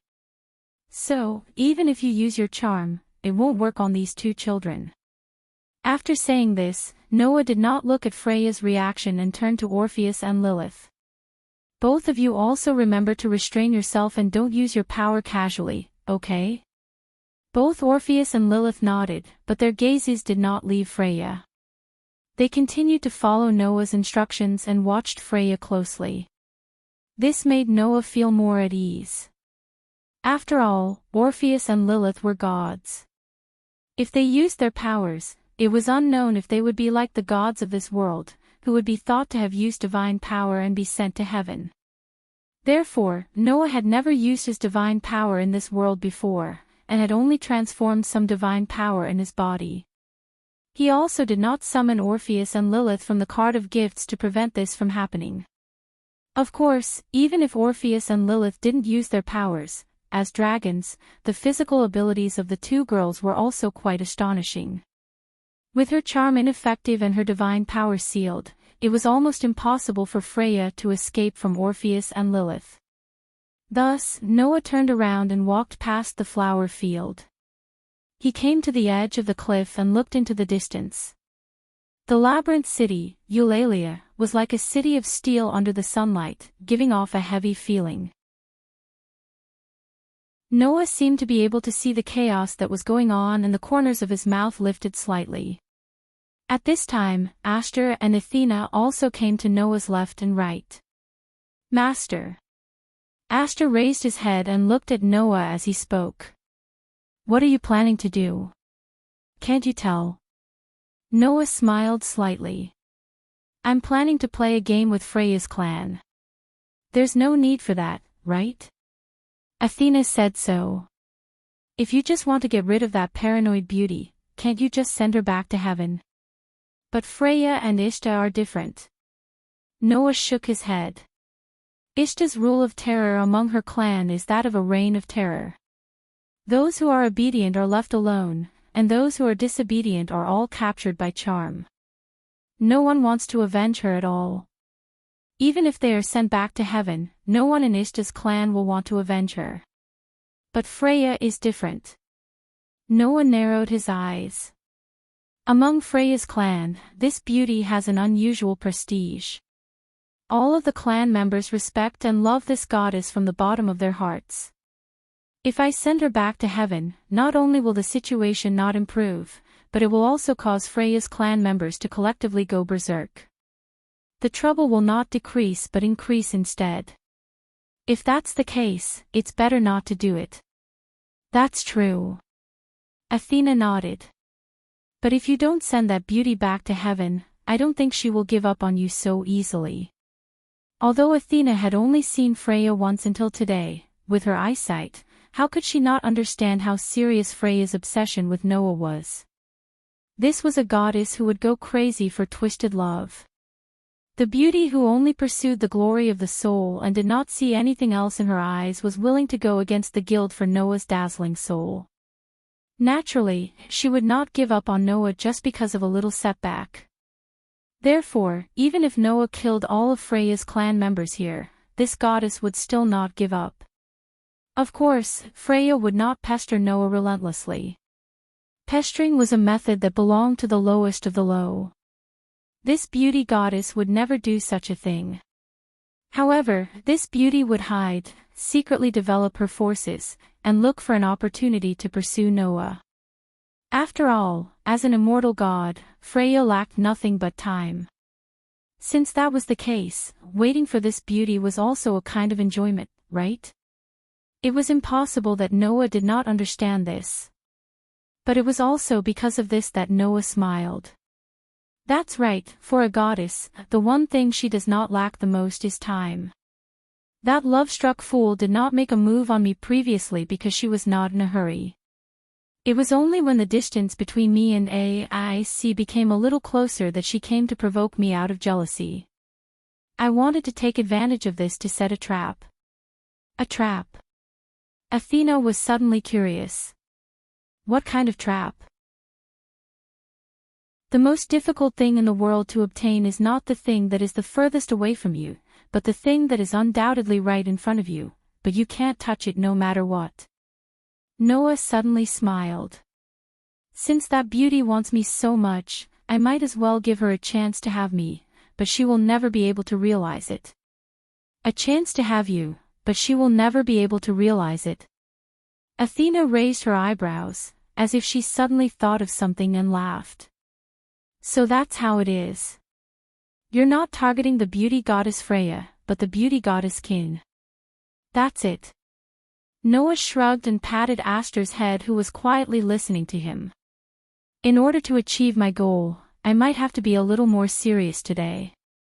When the time comes, I'll have to ask you to make an appearance, okay? Yes. Aster answered without hesitation. I am Master's sword, everything will be as Master wishes. Then let me enjoy a little. Athena, on the other hand, revealed a cheerful smile. It was a smile that only the goddess of war would have. After all, this is a rare opportunity. Noah smiled and nodded. He raised his eyes and continued to look in the direction of Eulalie. The preparations for a good show are ready, only the important actors are left. The curtain of night slowly began to descend. Tonight, there were no stars in the sky, only a crescent moon that sat in the center, emitting a gentle moonlight. Under the illumination of the moonlight, the magic stone lamps in the labyrinth city of Eulalie were like stars, embellishing the land of the city and brightening Eulalie. The lights from the city and the moonlight in the sky merged together, making this place not lack of light. And at the end of the moonlight and the lights, an army was marching towards the east of the city. The army called the clan members were fully armed, and each of them held a weapon in their hands. They had a terrifying expression that could scare away ghosts as they marched towards their destination. In this army, there were humans, dwarves, elves, orcs, and of course, there were also Amazons and dwarves. The army of various races from the lower realm exuded a terrifying aura. Under the lead of the leader, they came to the bottom of a steep hill. The young catman, Alan, twitched the tip of his nose and said coldly, "I can smell the fragrance of flowers. The flower field should be in front of this steep hill." Hearing this, everyone began to show a murderous aura. Because the culprit who dared to kidnap the goddess worshipped by Freya's clan was also in front of this steep hill. Otto carried a large sword on his back and looked at the steep hill with the crescent moon as the background. His eyes were resolute and cold. Chapter 2083. As the only LV7 adventurer in Eulalia, Otto was known as the ultimate weapon. To put it bluntly, Otto was considered to be invincible in everyone's eyes. Loki's clan expedition to the dungeon, reaching the unreached area, and breaking the floor record. Wasn't that impressive? However, the things that Otto had done in the past were far beyond that.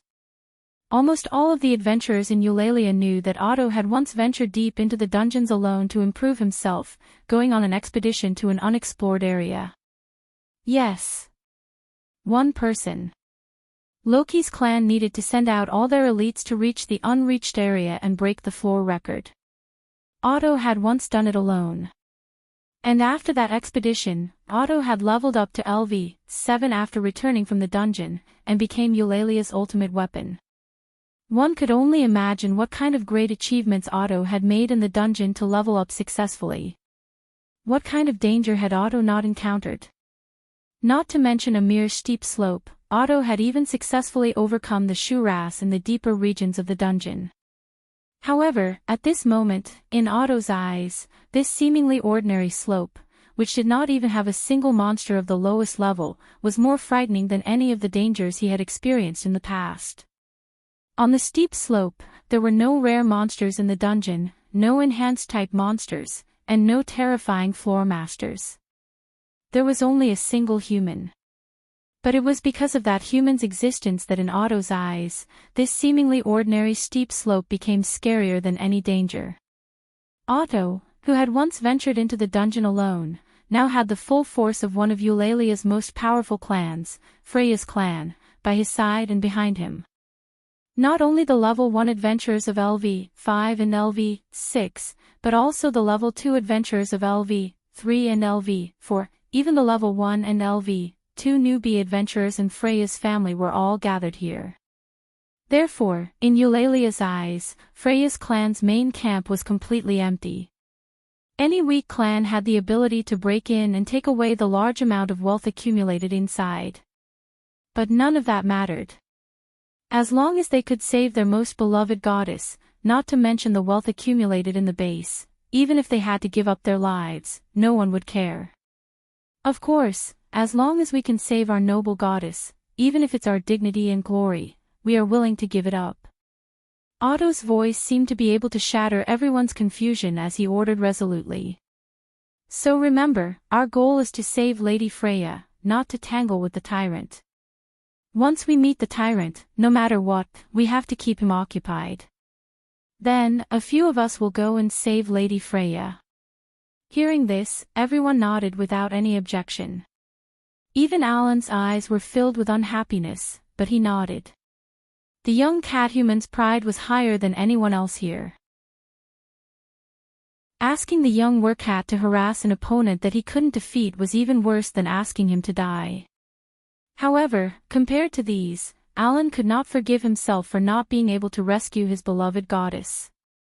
Compared to the safety of his beloved Lady Freya, whether it was his pride or his own life, Alan could give it all up. But that did not mean that Alan was willing to admit that he was not as good as Noah. Let me make myself clear, Otto. Alan gripped the silver spear in his hand, his voice as cold as ice. If we meet the tyrant, no matter what, I will go. Leave the mission of saving the goddess to the others. Alan, who prided himself on his amazing speed, was undoubtedly the best candidate to save Freya. Ren must have thought that if Otto wanted to pick a team to rescue Freya, Otto would definitely include him in the team. Unfortunately, this time, Alan guessed wrong. I will leave the mission of saving Lady Freya to a 3-man team of LV-1, Otto said. The rest of our forces must be invested in the battle against Noah Dole, or else we have no chance of winning. In other words, if Alan, who was LV-6, was included in the rescue team, it would lower their chances of winning even more. They had to put in the strongest combat power. Otherwise, they would not be able to achieve their goal. This was what Otto wanted to say. Higuni and Hai-Chin could not help but speak up. Otto, aren't you thinking too highly of the tyrant? Higuni said flatly. I admit that the man is very strong, but he is only one person, right? Yes. Hai-Chin nodded in agreement. No matter how strong he is only one person. Do you think that we can't defeat him even if we put in all of our forces? Hai-Chin's words immediately attracted the agreement of the fully armed Gulliver brothers. That man defeated the 4 of us easily. Even Alan lost to him when he was with us. But this time, all of Freya's forces are here, we can't lose to one person. Besides, Otto, don't we still have you? The 4 humanoid warriors all expressed their thoughts, which immediately attracted everyone's approval. 1 LV-7. 3 LV-6. 4 LV-5. With a large number of LV-1 to LV-4 adventurers, this level of force was more than enough to conquer a kingdom. Even if they were to conquer the entire continent, they would be invincible. If that was the case, who would believe that a mere human would be able to contend against such a force? That's just a person after all, not an omnipotent god. Alan concluded with such a disdainful remark. Are you scared out of your wits? Otto. Alan's disdainful words were met with Otto's silence. At this time, Otto's mind was filled with the terrifying magic that Noah used to destroy an entire city during the war game. Otto only had one thought. Would Freya's family be able to block that spell? If he couldn't, then how could he win?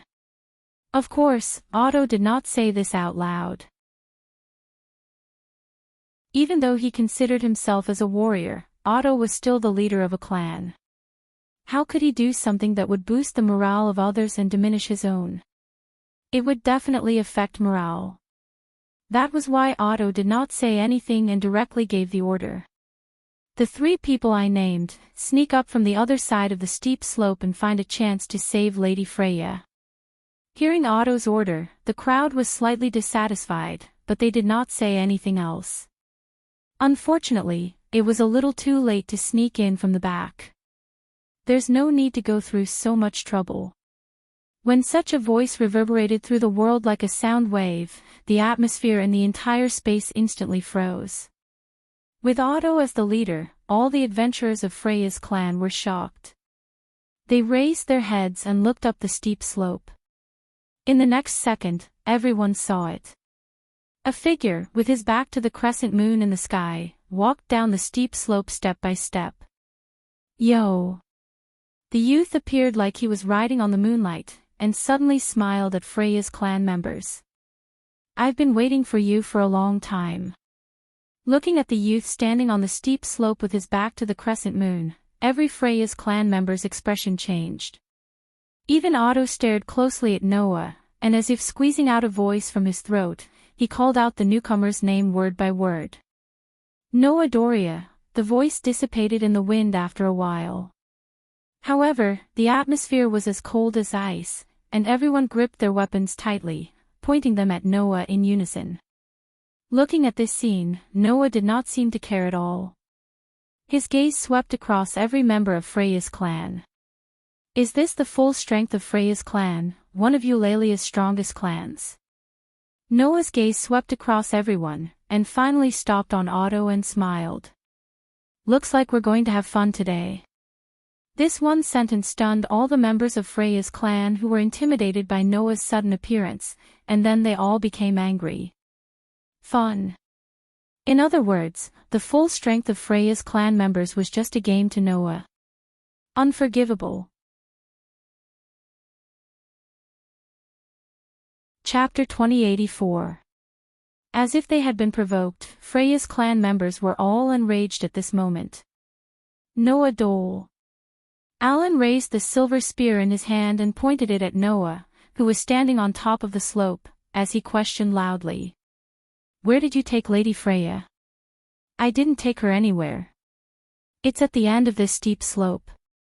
There's a field full of sunflowers. The environment is not bad. Yesterday, I had an appointment with a little princess there.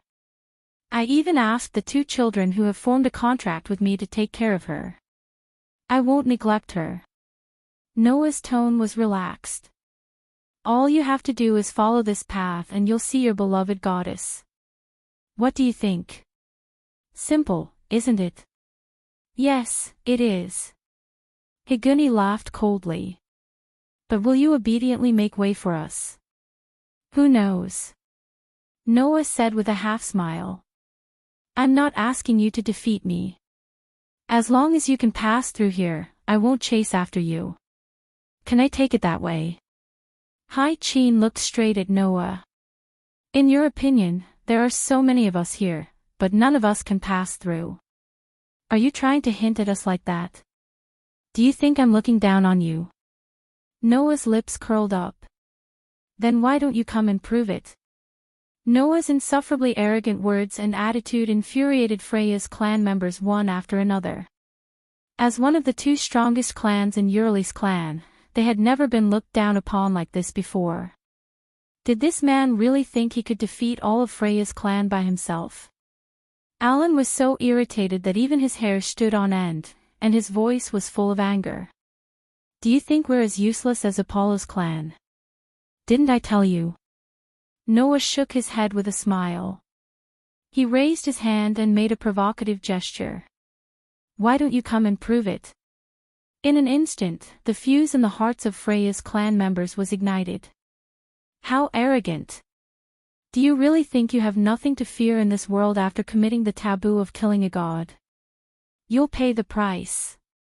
Let's see how long you can keep your mouth shut. The Gulliver brothers shouted one by one. Everyone was provoked to the point where they almost lost their minds. Only Otto was able to maintain his composure. Looking at Noah, who had a half-smile on his face, Oda raised his hand. Following Oda's action, all of Freya's family members shut their mouths and stopped talking. They glared at Noah with eyes burning with rage. Under such circumstances, Oda spoke in a deep voice. "Noah Dole, return our noble goddess to us." The entire place fell silent.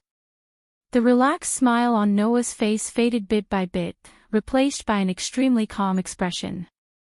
However, in the next moment, Noah's words were like a bomb thrown into the calm space, exploding a taut string. "Do you think I want to keep that idiot? Are you the only ones who would treat a goddess who only has a superficial appearance as a treasure? Idiot!" As soon as he finished speaking, Otto's calm expression twisted. "Oh!" A thunderous roar suddenly rang out. A terrifying killing intent surged from Otto's body. Just like the calm before the storm, all of Otto's previous calmness was annihilated. All that was left was the impact of emotions, and his heart was in a frenzy. Otto could tolerate anything, but there was one thing he could not tolerate. That was an insult to the goddess of beauty. Once upon a time, when he first met Freya, Otto had attacked Noah because of his disrespect to the beauty. Now, Otto had once again abandoned his rationality. Bang! In the midst of an explosive sound, the adventurer who had been given the title of Fierce One crushed the ground under his feet, creating a shockwave. Under the vibration of the strong wind, he fiercely rushed in the direction of Noah. Clang! Otto pulled out a large and sharp blade from his back and gripped it tightly in his hand. Whoosh! A sharp sound pierced through the air, causing his towering body to shoot out like a cannonball. In the next instant, Otto had rushed in front of Noah. His eyes were crimson red, and his right hand was raised high. His muscles bulged to the point that even his veins were bulging. He aimed his weapon at the human youth in front of him without hesitation. In an instant, a cold arc of light and a sharp sword aura scraped against Noah's face, illuminating his deep, pitch-black eyes. Noah's expression didn't change as he stared at the furious Otto swinging his blade at him. Instead, his voice rang out clearly. "That's why I said you're an idiot." A phosphorescent energy suddenly surged from Noah's body. Cold Queen of Steel, the holy sword that slays demons and demons, become a sword of steel, and bestow upon me divine power. A mysterious and unfamiliar elven incantation spilled out from Noah's mouth, causing the elven mark on the back of Noah's hand to emit a dazzling light. In response to the call of the contract, a young elven girl with waist-length straight silver hair appeared out of thin air. She raised a pair of purplish eyes, and raised a small hand towards the large blade that was swinging down. Then, something unbelievable happened.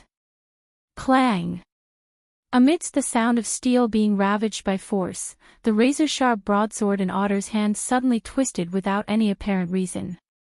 It was as though an invisible hand had forcefully crushed it into a ball, turning the blade into an unbearable sight. Otto's expression abruptly changed. At this time, Noah was still chanting the incantation.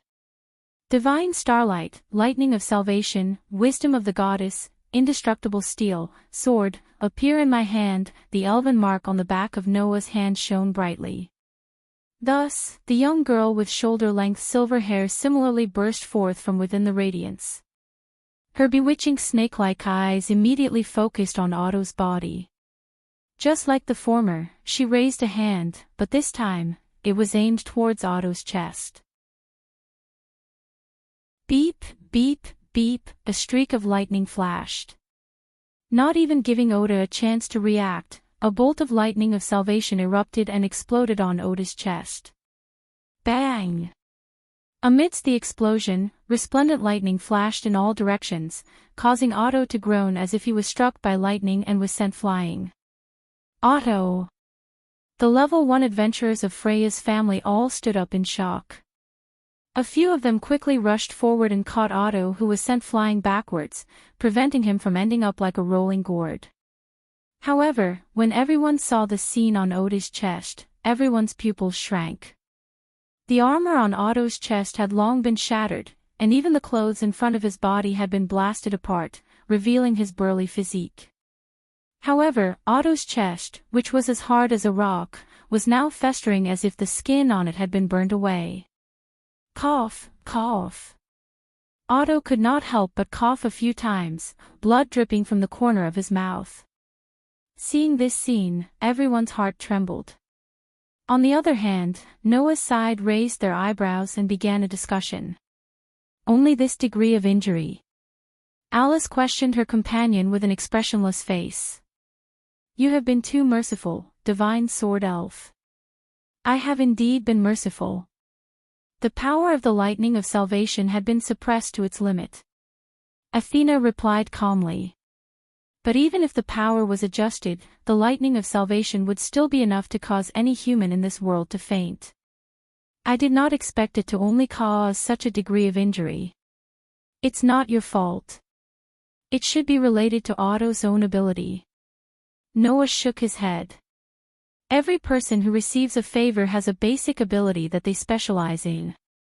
Judging from Otto's appearance, this ultimate weapon of Eulalia's should be either strength or durability, right? This orc's durability attribute isn't low, huh? Seeing Noah making sarcastic remarks, Alan and the others felt their blood rush to their heads. Didn't you say you were alone? Alan roared angrily. Admit it if you hid reinforcements. Despicable scum. Despicable scum. Noah mocked. You can't win, so you're using this as an excuse. Where are you from? You. Alan's face was ferocious. Noah acted as if he did not see it and spoke indifferently. Also, Ashtar and Athena are not reinforcements. They are my swords. Chapter 2085. Sword. The members of Freya's clan were all stunned. Only Otto pushed away the members who were supporting him and clutched his chest.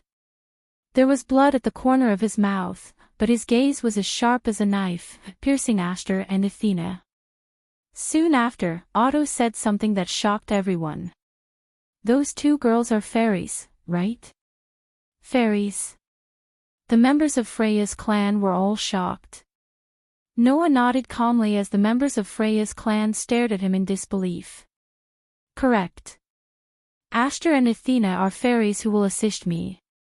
Noah extended his hand to Aster and Athena. Aster and Athena naturally extended their hands and shook Noah's hand. Divine power surged from the three of them at the same time. Asterisk clang.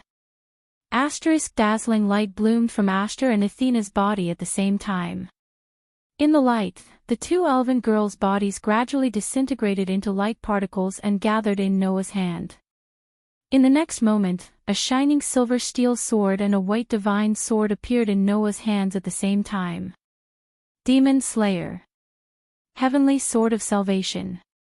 The elven device, which was the highest level even in the world of the elemental elves and was not below the gods or the elven king, appeared in Noah's hand. Dazzling silver light flashed on the sword that killed the demon king. Dazzling light burst out from the divine sword that cut through the stars. The silver light and platinum light turned into the two most dazzling colors in the world, dispelling the surrounding darkness and illuminating the entire world. The members of Freya's clan were all stunned. Higuni and Hai-Chin's faces were stiff. The Gulliver brothers' eyes were filled with shock. Alan's grip on his weapon tightened bit by bit. Otto stared at the sword and divine sword in Noah's hands, as if he was paying respect to the pair of swords, and spoke with a trembling voice. "I see. Are you the hero of this era?" Fairy spirits were synonymous with miracles. Everyone knew that fairy spirits were existences that assisted the heroes, and they were favored by the gods. Only the heroes and the brave could receive the help of the immortal spirits and obtain the power of miracles. And Noah had two such miraculous agents by his side. Two immortal spirits had become existences to assist Noah, and had even transformed into Noah's weapons. What did that prove? It proved that Noah was a hero that even the immortals had to acknowledge. A strength that doesn't match your level. Is it because you obtained the recognition of two immortal fairies? Otto ignored his own injuries and stepped forward. Is that why you're so powerful?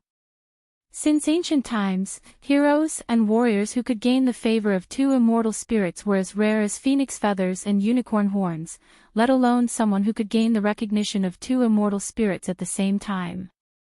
A hero who could gain the recognition of two immortal spirits at the same time had yet to appear. However, Noah did it.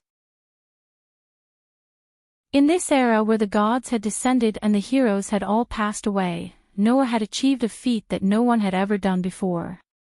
If this was the reason why Noah was so powerful, then everything could be explained. In ancient times, with the help of a fairy, the people of the lower realm could obtain great power and become heroes. Now that Noah had the support of two immortal spirits, he was naturally stronger than the heroes of the past.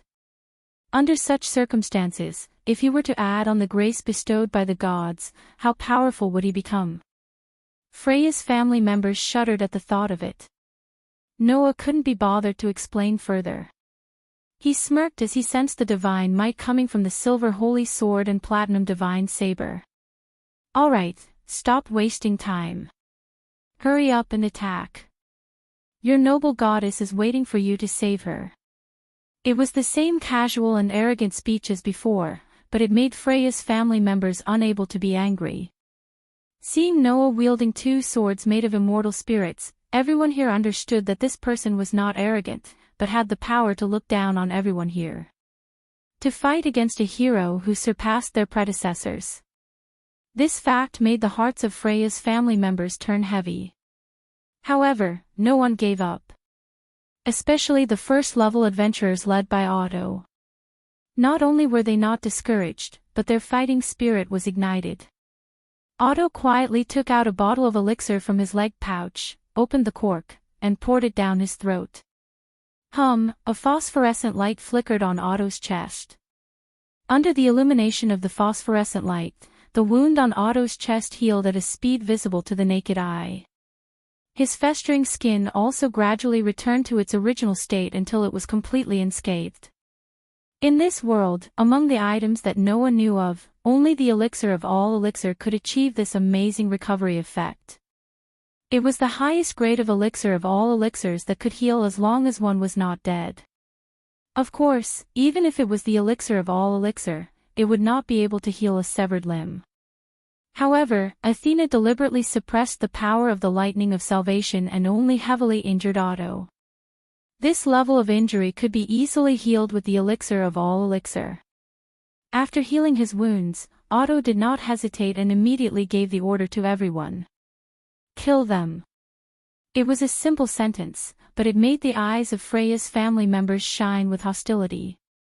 In the next moment, all of Freya's family members raised the weapons in their hands and charged up the steep slope that extended towards the crescent moon in the night sky like soldiers preparing to charge and break through enemy lines.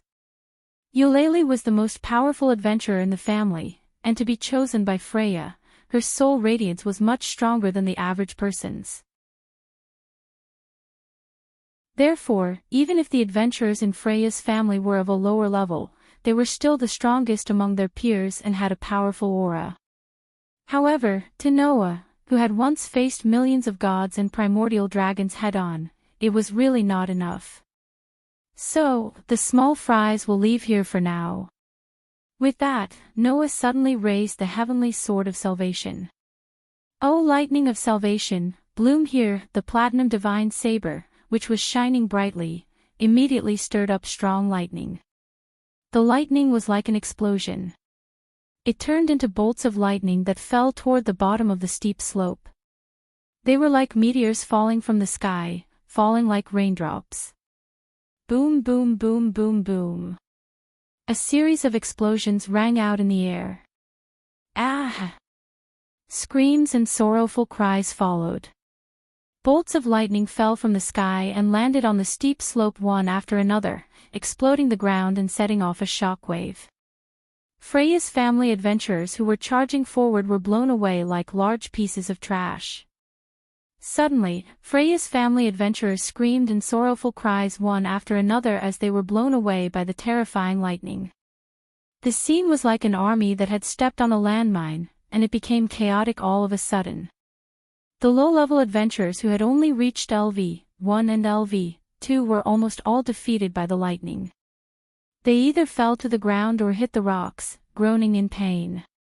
Only the high-level adventurers who were LV-3 and LV-4 rushed through the lightning attack and continued to charge forward without fear of death. Unfortunately, these adventurers did not know that if Noah really wanted to, not to mention the continuous lightning attack, all it would take was a full-powered lightning of salvation and this mountain would completely disappear from the map. What was even more unfortunate was that these adventurers did not know that even if they survived the lightning, what awaited them was only an even more terrifying attack. O light of salvation, shine here. After a very short chant, the heavenly sword that was raised high by Noah no longer released lightning. Instead, it suddenly lit up.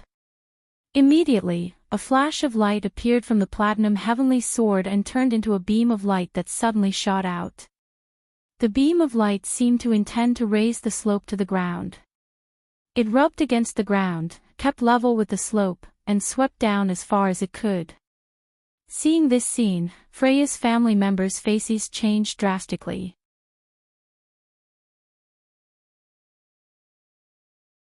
Chapter 2086. BZZZ. The light beam kept rubbing against the ground under the vibrations of the air. It tore through the soil, separated the atmosphere, and swept across space, leaving a huge gully on the steep slope. At the same time, it also shot toward Freya's family members who were charging at the front lines. The light it emitted not only illuminated the space, but also the faces of Freya's family members. Everyone's frightened expression was clearly illuminated. At this moment, every member of Freya's family felt a sharp sense of crisis in their hearts.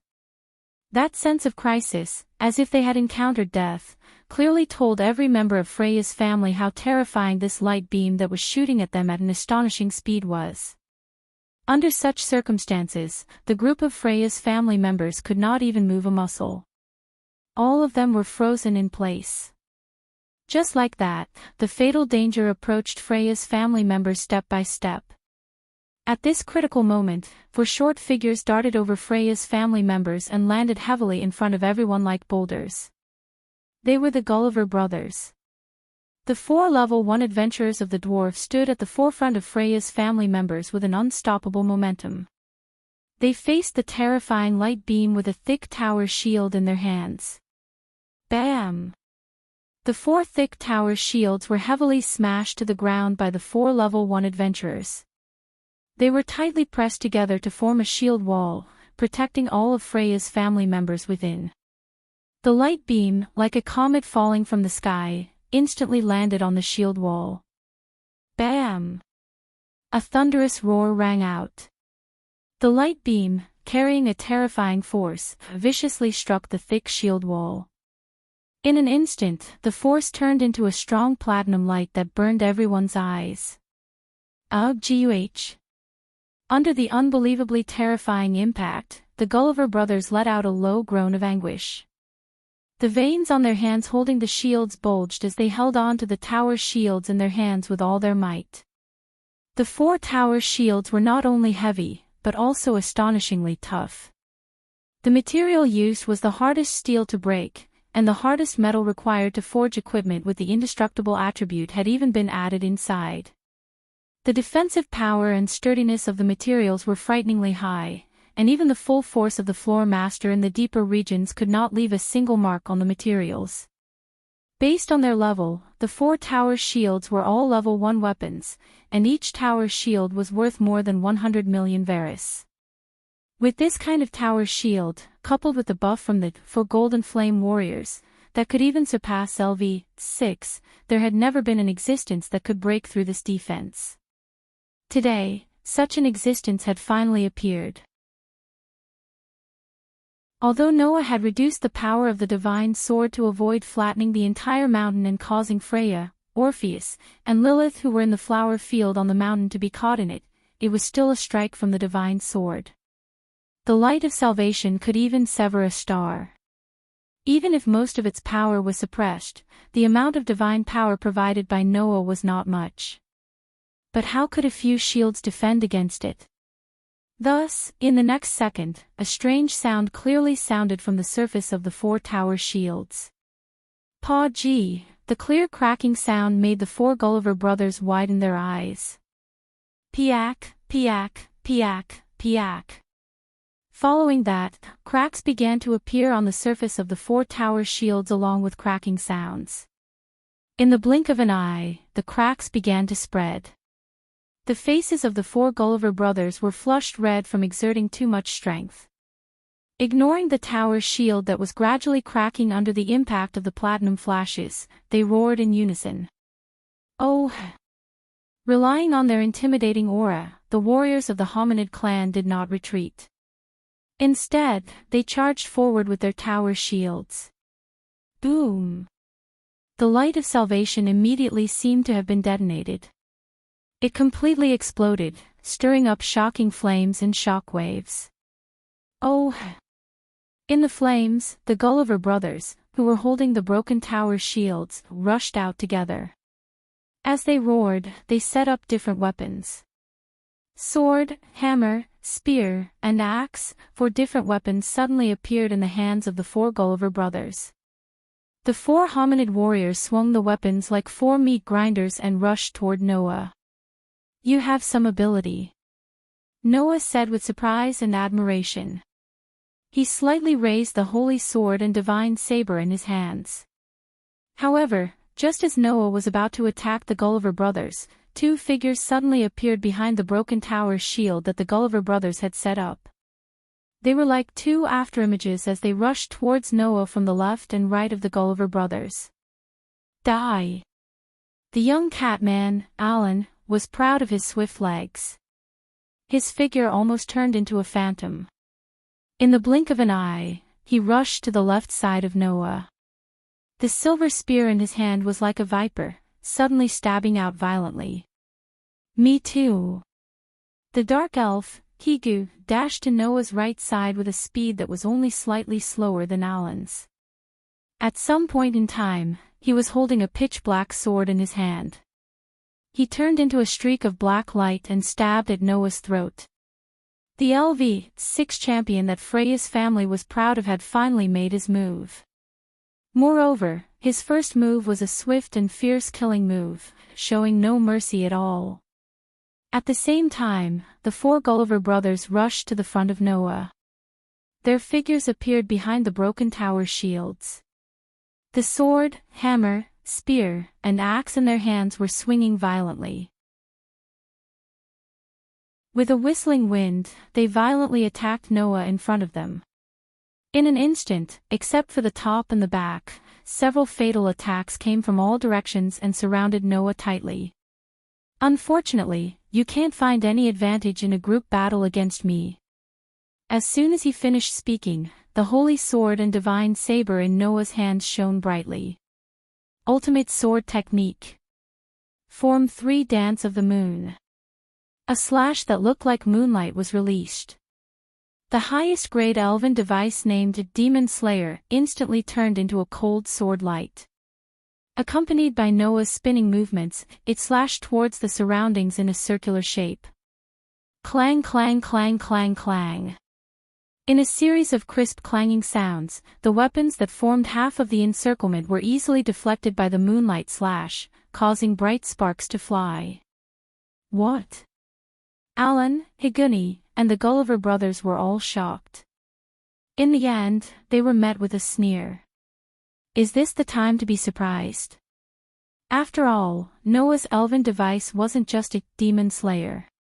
While Alan, Higuni, and the Gulliver brothers were still in shock, the elven device called the Heavenly Sword of Salvation had also turned into a ray of moonlight. It was like a shock wave that suddenly spread out. The slash caused the pores on Alan, Higuni, and the Gulliver brothers to expand to their limits. Until Freya's family's trump card made its move. Whoosh! The strong man leaped high into the air like an iron tower. Holding the spare broadsword in his hand, he fell in Noah's direction like a meteorite, and at the same time, he released a huge chop from the top to the bottom. Clang!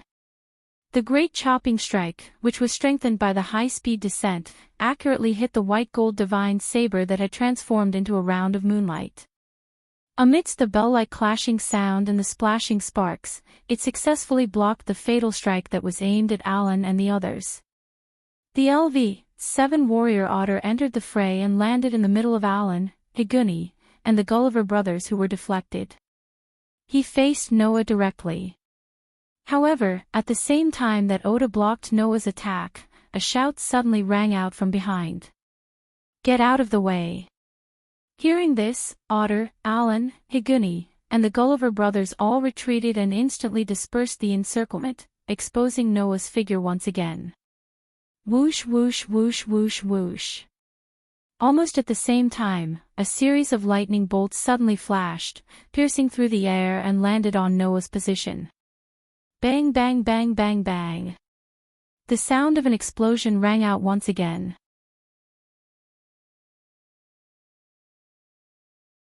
Chapter 2087. Bam bam bam bam bam. Lightning bolts flashed across the sky one after another, turning into a merciless bombardment that bombarded the top of the steep slope. Waves of impact and thick dust shook the ground. Under the merciless bombardment, the ground above the steep slope was smashed into smithereens. Debris flew in all directions, causing the surrounding atmosphere to become chaotic. This scene was almost identical to the one when Noah used the lightning of salvation to bombard the bottom of the steep slope. But this time, it was not Noah who released the lightning, but Hai Chin. Freya's first-level adventurer, a LV-6 white elf, Hai Chin. Unlike Higuni, who charged forward with his black blade, the white elf Hai Chin seemed to be more suited to the role of a rear guard. She stood at the forefront of Freya's party, her body rippling with magical energy as she continuously released lightning spells that were constructed from ultra-short chants, bombarding the top of the steep slope. Seeing that Noah's figure was enveloped by Hai Qin's magic, Otto growled without hesitation. Now! After he finished speaking, Otto took the lead to explode. He transformed into a bullet that left the barrel and shot towards the top of the steep slope. Not only Otto, but even Alan, Higuni, and the Gulliver brothers had all rushed out, heading straight for the top of the steep slope. But Otto and his party's goal was not to pursue Noah, but to go around him and head to the flower field to save the beauty Freya. In other words, from the start, Freya's party's battle plan had been set. They had shown great teamwork, one after another, and finally found the opportunity to rush up. The previous attacks were all for this moment. Understanding this point, a soft chuckle came from the top of the steep slope that was being bombarded by the violent lightning strikes and the thick sand and dust. Not bad. A familiar voice that did not move the slightest bit caused Otto and his party's expressions to change. Bam! With a loud explosion, a violent divine aura shook the center of the lightning bolts, instantly blowing away the surrounding dust and impact. Noah, who had revealed himself from within, looked up at Otto and the others whose expressions had changed drastically. He raised his platinum divine blade and swung it forcefully. That was really just a simple wave of strength. But this time, Noah was slightly more serious. After eternal strengthening, his physical strength alone had reached 5 digits. The strong wind caused by the powerful strike of a top-tier deity turned into a formless shockwave that spread out. Caught off guard, Otto and the rest were unable to react in time, and were directly struck by the powerful gust of wind that came crashing down on them. Bam! Like an explosion, the formless shockwave heavily shook Otto, Alan, Higuni, and the Gulliver brothers. Grrr! Otto, Alan, Higuni, and the Gulliver brothers cried out in agony.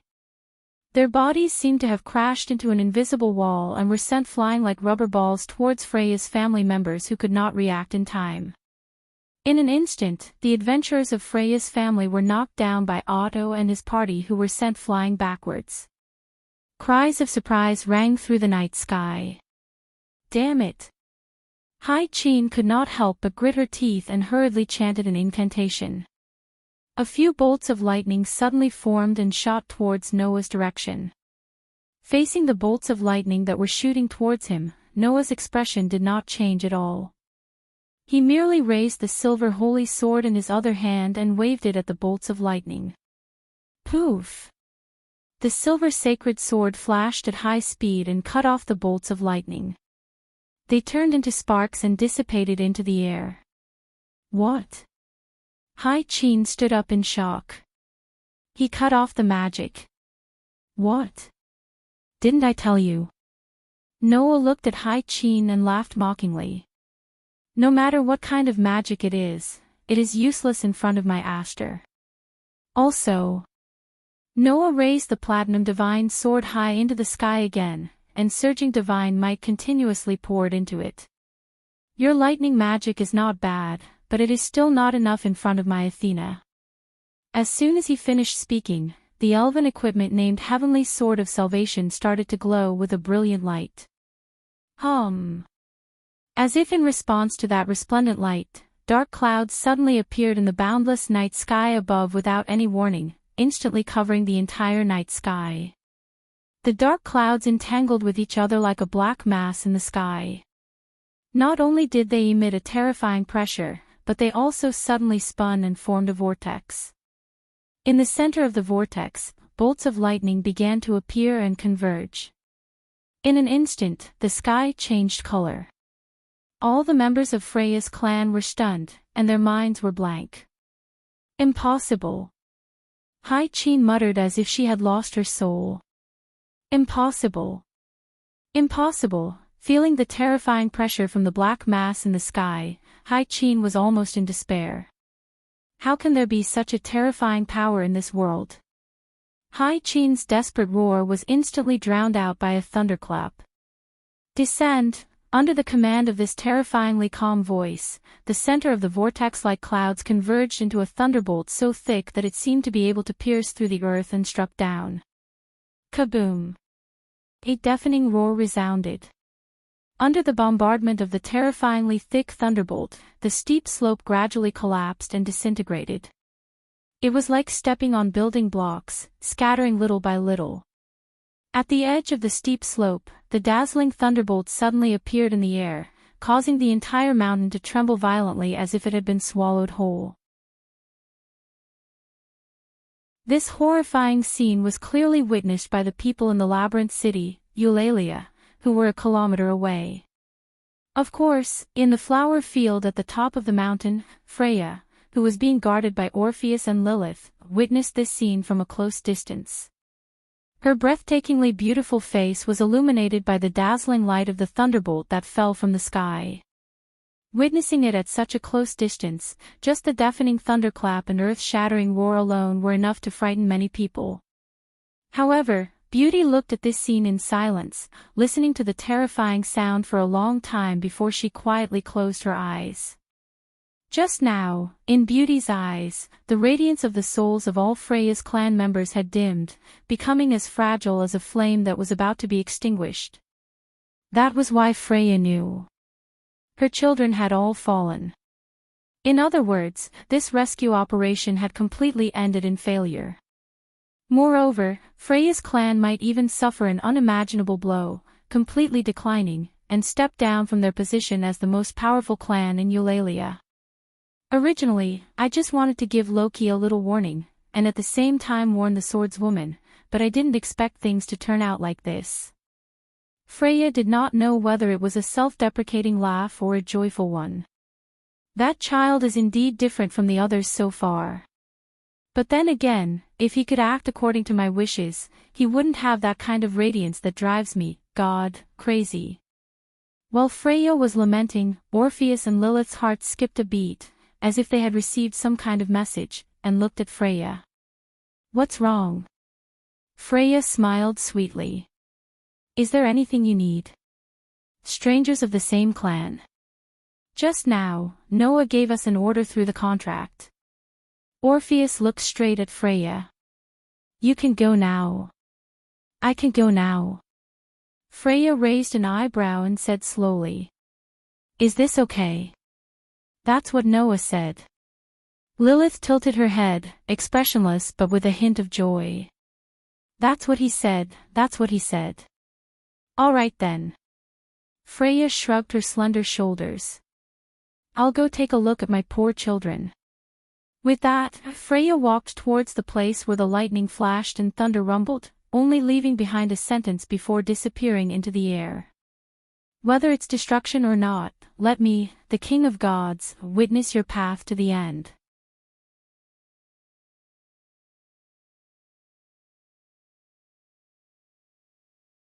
There are so many people, and there is 1 LV, 7, 3 LV, 6, and 4 LV, 5 first-level adventurers, plus a bunch of LV, 1 to LV, 4 adventurers, and they can't even get past me. Is this the clan that the beauty Freya is so proud of? That love-struck fool wants me to join this clan. What a joke. Their trembling hands immediately clenched into fists, holding the charred soil in their hands, convulsing endlessly. Noah's voice continued to reverberate, and it reached the ears of the people who were lying on the ground. She has nothing but beauty, and can only use despicable methods like seduction to win over children, and in the end, she seduced a bunch of people like this? Isn't the favor of the beauty goddess great? Shouldn't the person who receives this favor feel honored? Don't you guys always say that your goddess is noble? In the end, you people who receive the so-called favor of the beauty goddess are only at this level, and you can't even save the people you love. Sure enough, favor can't feed you, and it can't make you stronger. Noah laughed and shook his head. His words were like the sharpest knife in the world, mercilessly stabbing into everyone's hearts. That love of a withered flower is bullshit. An unprecedented rage surged into everyone's hearts. Bastard! Alan's hands trembled, and he raised his head with difficulty. His eyes were already filled with anger and unwillingness. Damn it! Higuni, Hai-Chin, and the Gulliver brothers also desperately whipped their bodies, and raised their heads with great difficulty. Otto clenched his fists so tightly that his fingernails dug into his flesh, and fresh blood flowed out from his palms. At this moment, the hearts of Freya's family members were filled with the most intense anger and the most intense regret. Their goddess, whom they had always respected and worshipped, was humiliated by someone else, and they could not even grind his bones to dust. This anger and regret was not only directed at Noah, but also at themselves.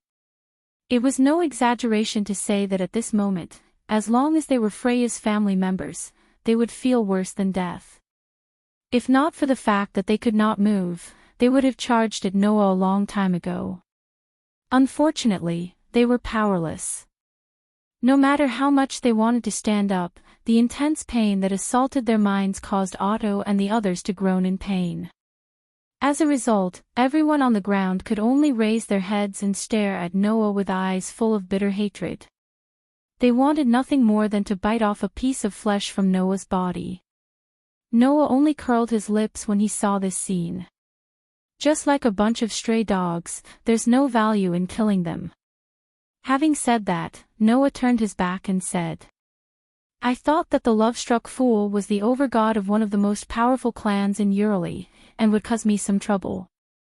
Now it seems that I was just overthinking things. Didn't she want me so badly? Didn't she say that she loved me? Then let her continue to wander in front of me. Noah lifted his feet and walked forward. She's just an annoying fly anyway. With that, Noah walked up the steep slope and gradually disappeared from everyone's sight. Only Freya's family members were left, and they were all trembling. Noah Dole. Alan allowed the anger in his heart to explode, and let out the most hysterical roar of his life. The others also roared furiously, but tears flowed from their eyes. Only Oda lowered his head and gritted his teeth until blood dripped from the corner of his mouth. Why am I so weak? When Freya came down from the flower field at the top of the mountain and walked along the collapsed slope to where Freya's family members were. Freya's family members had already forced themselves up and were leaning against the rocks to heal themselves. Some were using recovery magic on the injured. Some were drinking the recovery potions that they had prepared. Everyone was doing their own thing, but their eyes were full of decadence and lifelessness. Looking at this scene, Freya narrowed her eyes and walked forward.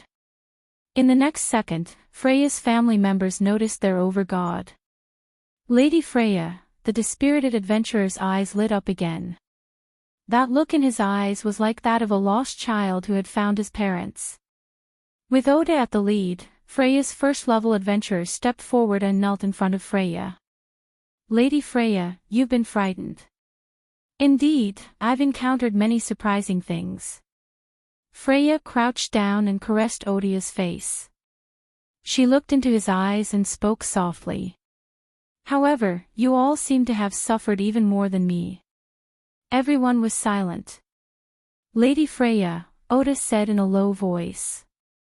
Where's Noah Dole? He left, Freya said flatly. I was spared. It seems that in their eyes, I'm not even worth being sent back to the heavens. Her words reminded Oda and the others of Noah's scornful and sarcastic words. They all bit their lips. The helplessness of not being able to save their overgod with their own hands filled everyone's hearts. Oda was silent for a moment before he raised his head and looked directly at Freya. Do you still love that man?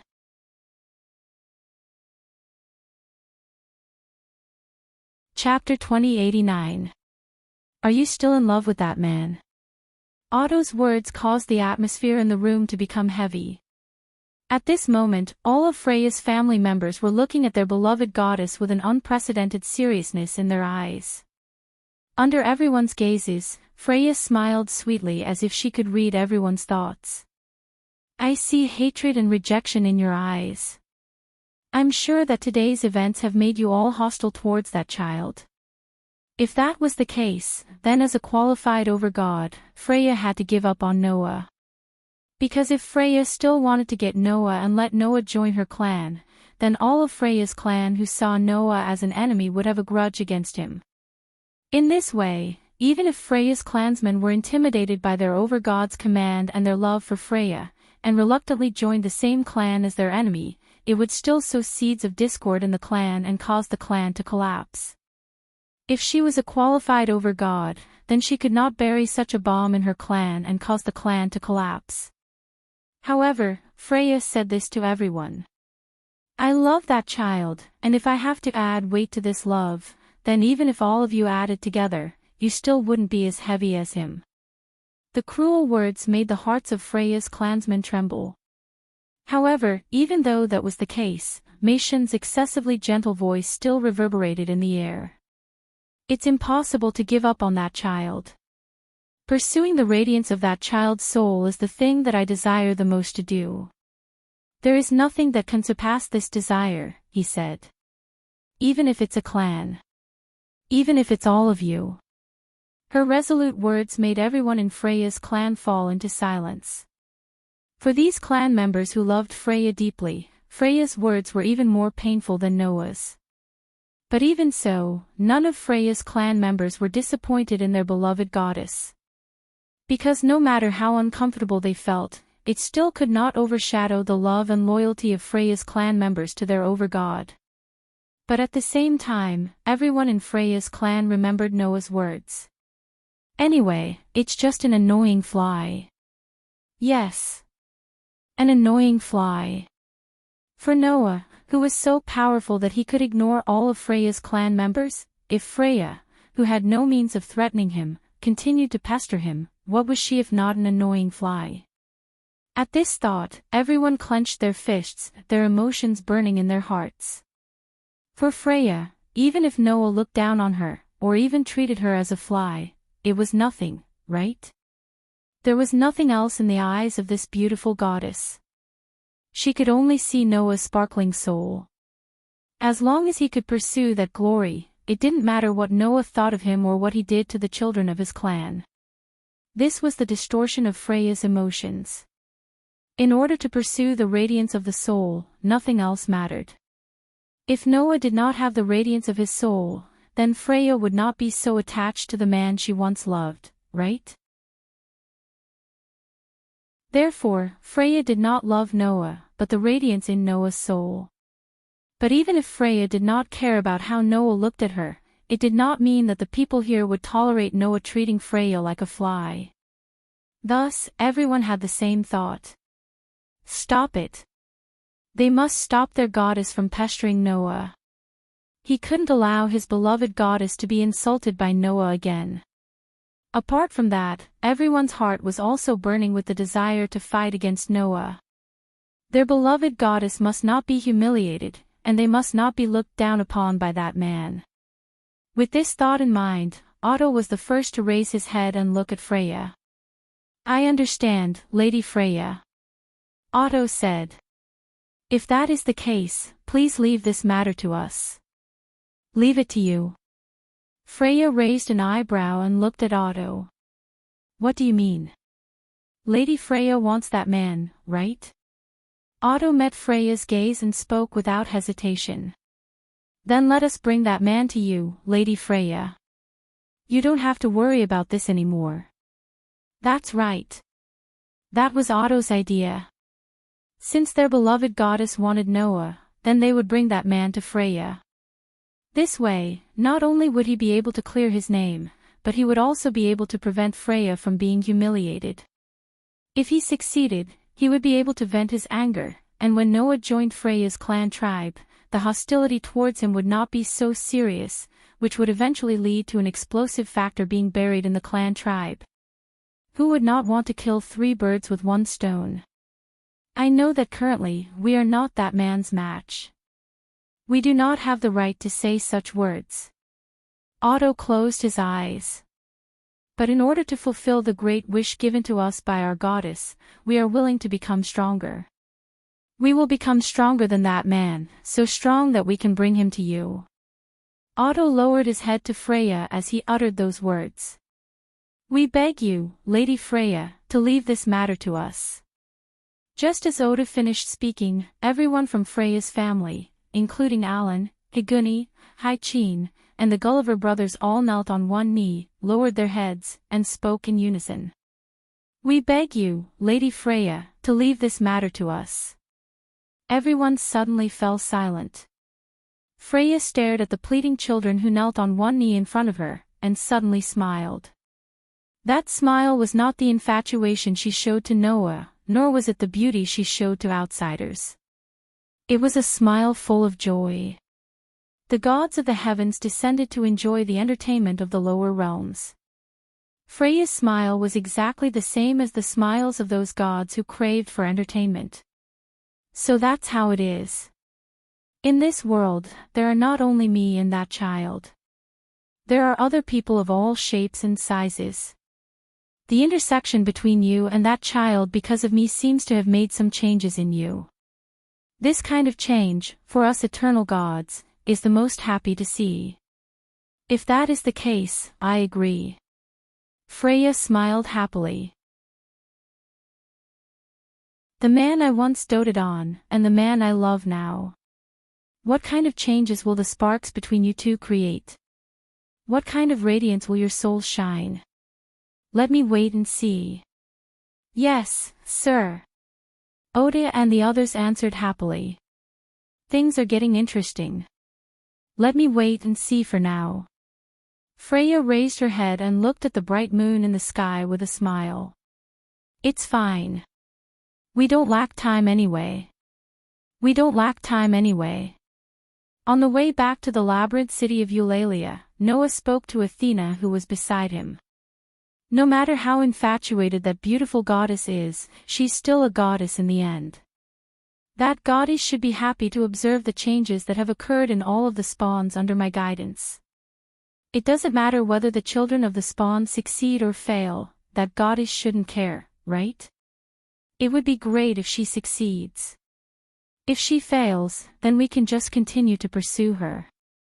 Noah spoke beauty's mind in a single sentence. We don't lack time anyway, do we? That's the thought of a god who pursues entertainment. Athena said calmly. That goddess probably didn't expect that we've been following your plan all along, right? That's because it's easier said than done. It's not easy to fight a battle of wits and courage with a god.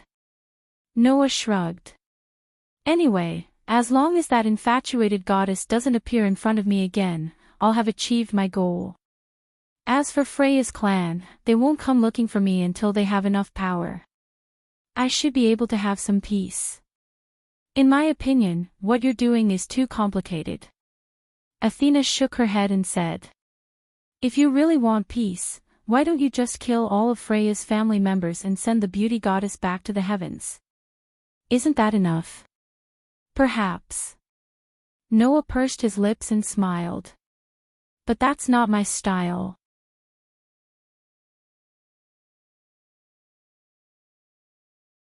Chapter 2090. Ugh. The next day, Loki sat on the sofa with his arms crossed and his eyes closed in the chat room of Loki's clan. No one knew what he was thinking about. Almost all of Loki's upper echelons were present in the chat room, but they were all doing their own things. Finn, Riveria, and Gareth were discussing matters. Bert was lying on the other sofa. On the other hand, Tiona and Tiona, the Amazon twins, relished in telling Ace and Leafia about what they saw in the flower field yesterday. It's true. Little brother has a second fairy as his companion. And it's a very powerful fairy. She defeated all of Freya's clan in one hit, and even Otto fell. Thus, Tiona and Tioni recounted what they saw and heard yesterday. Noah didn't know whether to laugh or cry as he listened. Noah hadn't expected that Tiona and Tiorn would be hiding off to the side and observing. There were many of Freya's clan members at that time, and there were all kinds of auras. Although Tiona and Tiona were hiding, their auras were mixed with the auras of Freya's clan members, and Noah did not notice them. Therefore, Tiona told Noah's story of bravery as if it was just a story. And they had told it several times already. But Ace and Lepheus still seemed to be a little surprised. Noah actually had 2 fairies to assist him at the same time. This was something unheard of even in stories. Finn, Riveria, and Gareth were talking about this matter. Bert was lying there, but his expression was rather unpleasant. He was obviously thinking about this matter as well. As for Loki, after a long time, he could not help but sigh and say this. That's why I was wondering why that nymphomaniac child would suddenly take the wrong medicine. She actually still has the mood to enter the buried city at this juncture, and there are so many people. Otto and the other first-level adventurers even planned to go on an expedition. So it turns out that they were all provoked. Yesterday, Freya's clan members ignored the guild's warning and all rushed out of the city. Naturally, this matter could not be left unresolved. When Freya returned with the members of her clan from Eulalie, the guild was relieved, but at the same time, they began to question her severely. They even invited Freya to the guild headquarters to interrogate her. Freya did not make any superfluous excuses. She only told the guild that something had happened to her, and that the clan members were so impulsive because they wanted to save her. She hoped that the guild would punish them lightly. Since Freya did not leave the city, but returned with Freya's family, the guild believed Freya's story, but they still punished her. Needless to say, the fine, but there were other punishments. Freya's clan members were busy for the whole night before finally settling down. However, not only did Freya's clan members not go to rest, they all ran into the buried city. Even Otto and the other first-level adventurers went in. This behavior made many of the clan tribes puzzled. Until now, Loki finally understood what was going on. But that love-struck fool didn't reveal your identity. Loki glanced at Noah. I thought you'd be pushed into the limelight again this time. No matter what, as long as that love-struck fool doesn't bother me. Noah shrugged. Also, just because that beauty didn't reveal it doesn't mean that others won't. Don't forget, Drake, who knows about Loki's clan, is one of my people. There are quite a few of them in Freya's clan. Then what are you going to do? Loki asked. Are you going to lie low for a while? Lie low again. Noah laughed bitterly. After a moment of silence, he sighed. That's true. Freya's clan caused such a huge ruckus yesterday, even coming here to provoke us. If you leave the city immediately after leaving, and I wasn't around at that time, it might arouse suspicion. I might as well go into the dungeon without anyone noticing. When the time comes, you can openly say that I entered the dungeon a long time ago and had nothing to do with Freya's clan's ruckus. Is that so? Loki pondered for a moment and nodded. That's good too. How long do you plan to be gone? A month. Noah said indifferently. No matter what, you'll be back in a month, right? In other words, Noah planned to use this opportunity to leave. What he wanted to do was done. He even went to the dungeon and the unexplored area. Noah had no reason to stay any longer. At this moment, AIC turned her head and spoke almost reflexively. I'll go with you. However, just as AIC finished speaking, Loki, Bert, and Rafia reacted at the same time. No. Loki jumped up. You can't let AIC stay in the dungeon with this kid for a month. That's right. Rafia nodded. A single man and a single woman, that's ridiculous. We haven't finished our work from the expedition, don't even think about running away. Bert grimaced. It's already troublesome enough that this troublemaker wants to run away for a month. AIC, don't even think about leaving with him. AIC's head drooped as she became dejected. Seeing this, Noah couldn't help but laugh. He extended his hand and patted AIC's head. Only then did AIC perk up. A month? Tiona murmured. That's a little long. Yes. Tiona nodded.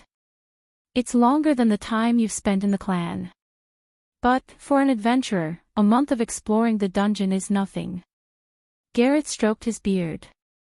So, it's not like we can't accept it. And we don't have to worry about his safety, Riveria said. Even if we enter the 60th floor, Noah will be fine, right? I just hope we don't meet anyone from Freya's clan to avoid conflict. Finn turned his gaze to Noah. When do you plan to leave? Let's leave now, Noah said without hesitation. There's no time like the present. Everyone nodded one after another. AIC was the only one who kept staring at Noah with a hint of reluctance in her eyes. In response, Noah only patted AIC's head to calm her down. Then, Noah seemed to have thought of something as he looked out of the window. Let's go take a look before we leave, Lord Bale. Lord Chun-Ji. Lily, who was carrying a huge backpack, urged outside Hestia's clan camp. Please hurry up. I'm coming. Bale jogged out of the mansion, putting on his gauntlets as he ran. I'm sorry, I asked the great goddess to help me upgrade my ability. My daughter too. Chun-Ji also ran out of Hestia's clan camp and apologized to Lily. Although my power is weak, Lord Bale said that we plan to go to a new floor today. So, even if it's just a little bit, I hope that I can improve the magic ability and use my magic to help everyone. Well, that's a good idea. Lily handed a backpack to Chun-Ji. Then Lily will look forward to Lord Chun-Ji's performance. Yes. Chun-Ji took the backpack with a nervous look.